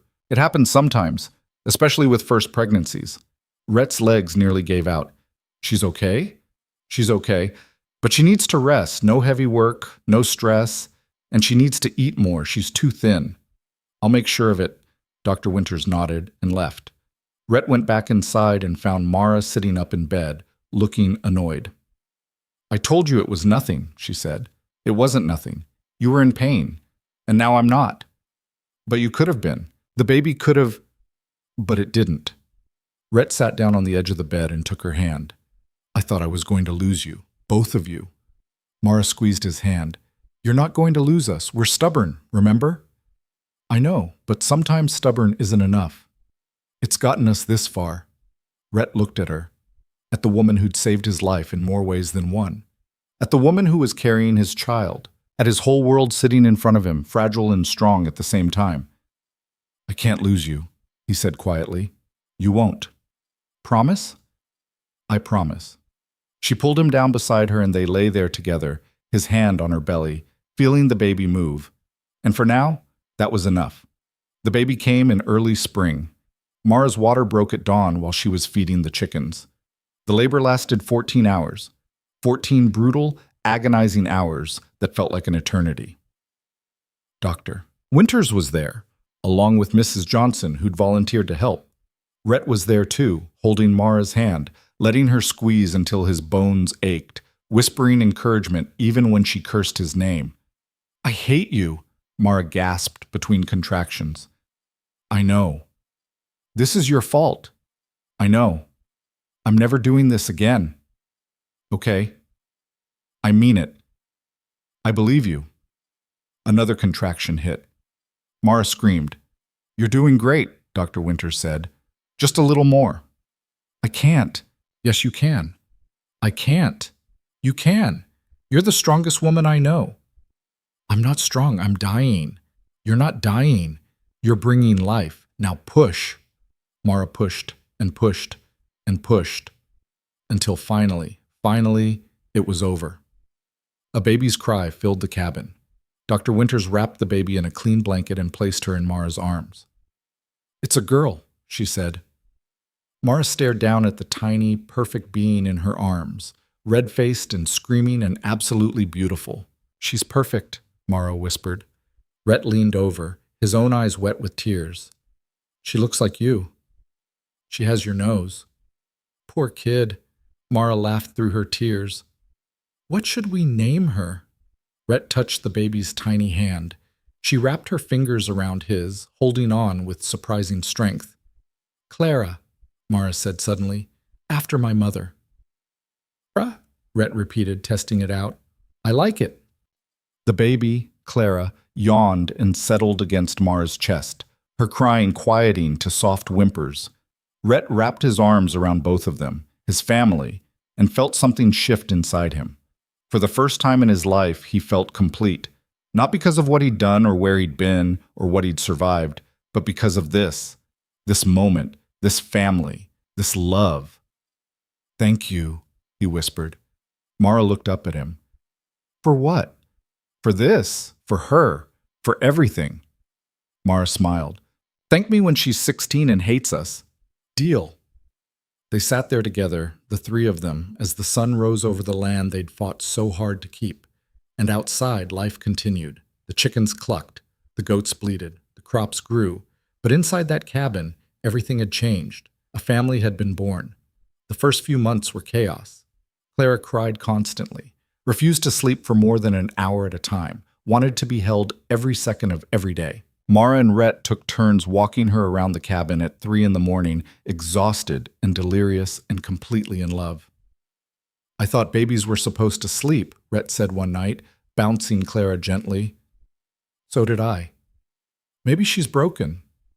She's perfect. Perfectly broken. Mara laughed despite her exhaustion. We're terrible at this. We really are. But we're trying. Does that count for something? It has to. Clara finally fell asleep. They laid her carefully in her cradle and collapsed on the bed, not even bothering to undress. I'm so tired I could die, Mara said. Same. But also happy. Same. They lay there in the quiet, listening to Clara breathe, marveling at the miracle they'd created. We did it, Mara said. Did what? We made a life, a real life, not just surviving anymore, but living. Rhett rolled over to face her. You did it. I just helped. We did it together. Okay. Together. Clara started crying again. They both groaned, but they got up, because that's what parents do. The years passed in a blur of milestones and memories. Clara's first word was mama. Her first steps were toward Rhett, who caught her before she fell and spun her around while she laughed. She grew from a screaming infant into a curious toddler who got into everything, then into a wild, fearless child who climbed trees and chased chickens and asked a million questions about everything. She had Mara's stubbornness and Rhett's quiet intensity, a combination that made parenting an adventure, but Mara and Rhett wouldn't have changed a thing. They watched their daughter grow, watched her learn to read from the books Mrs. Johnson lent them, watched her help with the crops, her small hands surprisingly capable, watched her explore the world with fearless curiosity, and they continued to build their life. The cabin was expanded again, adding another room for Clara. The barn was improved, more land was cleared for planting. Each year brought new challenges, new successes, new growth. The town grew too. New families moved in, attracted by the change in leadership and the opportunities that came with it. A real school was built, a proper general store. Eventually, even a small church. Coldwater Ridge was becoming a real town, the kind of place people wanted to stay instead of escape, and Mara was at the center of it. Not as a leader, she'd never wanted that, but as someone people trusted, someone they turned to when they needed help or advice, or just someone to listen. She'd gone from invisible to essential without even trying. One evening, when Clara was 5, she asked Mara a question. "Mama, how did you and Papa meet?" Mara and Rhett exchanged a glance across the table. They'd known this question would come eventually. "It's a long story," Mara said. "I like long stories." Rhett smiled. "Your father showed up at our door in the middle of a blizzard, half dead and bleeding." Clara's eyes went wide. "Really? Really? What did Mama do?" "She saved me." "Why?" Mara looked at Rhett, remembering that night, the desperate scratching at the door, the choice she'd made that changed everything. "Because he knocked," she said, "and I couldn't leave him to die." Clara thought about that. "Was he a monster like people say?" Mara's heart clenched. Even now, even after all these years, some people still whispered about Rhett, still told their children stories about the mountain man who'd killed people. "Some people thought so," Mara said carefully, "but I didn't." "What did you think?" Mara reached across the table and took Rhett's hand. "I thought he was someone worth saving." Rhett squeezed her hand. "And I thought she was someone worth staying for." Clara grinned. "That's a good story." "It is," Mara said. "But you know what the best part is?" "What?" "What happened after? We built a life. We built this home. We built a family. We built something that matters." "Like me? Especially you." Clara beamed, then she asked, "Can I have another piece of bread?" "Yes." "Can I feed the chickens tomorrow?" "If you want." "Can I—" "Finish your dinner first," Rhett said, trying to look stern but failing when Clara giggled. They finished the meal together, talking and laughing, just a normal family on a normal evening. But there was nothing normal about it, because normal families didn't start with a dying man and a desperate woman. Normal families didn't fight corrupt leaders and win. Normal families didn't build something from absolutely nothing. Their family was extraordinary, precisely because it shouldn't have existed at all. The years continued to pass. Clara grew up strong and stubborn like her mother, quiet and intense like her father. She learned to work the land, to stand up for what was right, to never back down from a fight. When she was old enough, she asked her parents why they'd chosen this life, why they'd stayed in a place that had been so hard on them.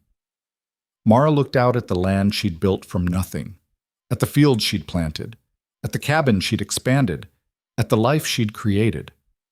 "Because it's ours," she said. "Every inch of it, we earned it, we fought for it, we bled for it, and that makes it worth more than any easy life could ever be." Clara understood, because she'd inherited that same stubbornness, that same refusal to quit. When she was 18, she announced she wanted to build her own cabin on the far edge of the property. Mara and Rhett helped her, just like people had helped them. And when Clara found her own partner, a quiet young man from town who looked at her like she hung the moon, Mara saw her own story reflected back at her. Different details, different circumstances, but the same truth. Love was a choice, every single day. A choice to stay, a choice to fight, a choice to build something together. Clara married that young man, built a life with him, eventually had children of her own, and the legacy continued. Mara and Rhett grew old together. Their hands became gnarled with arthritis, their backs bent from years of hard work, their faces lined with wrinkles earned from laughter and tears and everything in between.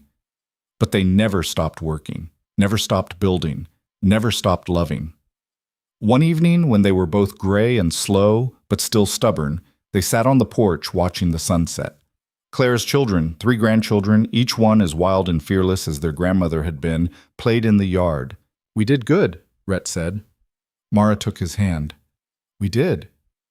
You have any regrets?" "Just one." "What's that?"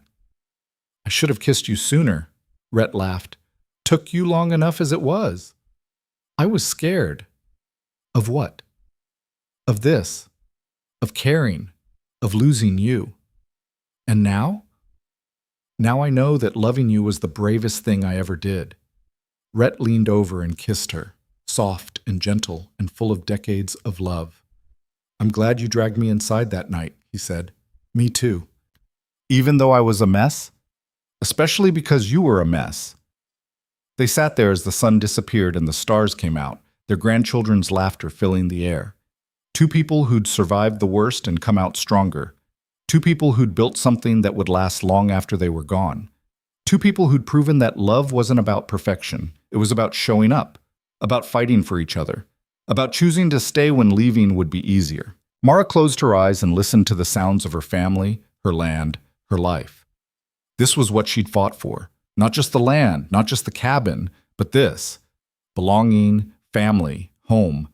She'd started with nothing but stubbornness and a dream, and she'd built everything. When Mara finally closed her eyes for the last time, she did it with Rhett's hand in hers and a smile on her face. She'd lived a good life, a hard life, a life that mattered. Rhett followed her not long after, just 6 months later, as if he couldn't bear to be without her for long. They were buried side by side on the land they'd loved, under the big oak tree where they used to sit and watch the sunsets. The cabin still stands today, weathered and old but solid, strong. Clara's family still works the land, Clara's children and their children after them, continuing the legacy. And if you listen carefully on winter nights, when the wind howls and the snow falls, you can almost hear it, the sound of a knock on the door, and the sound of someone choosing to answer, choosing to fight, choosing to love, choosing to live.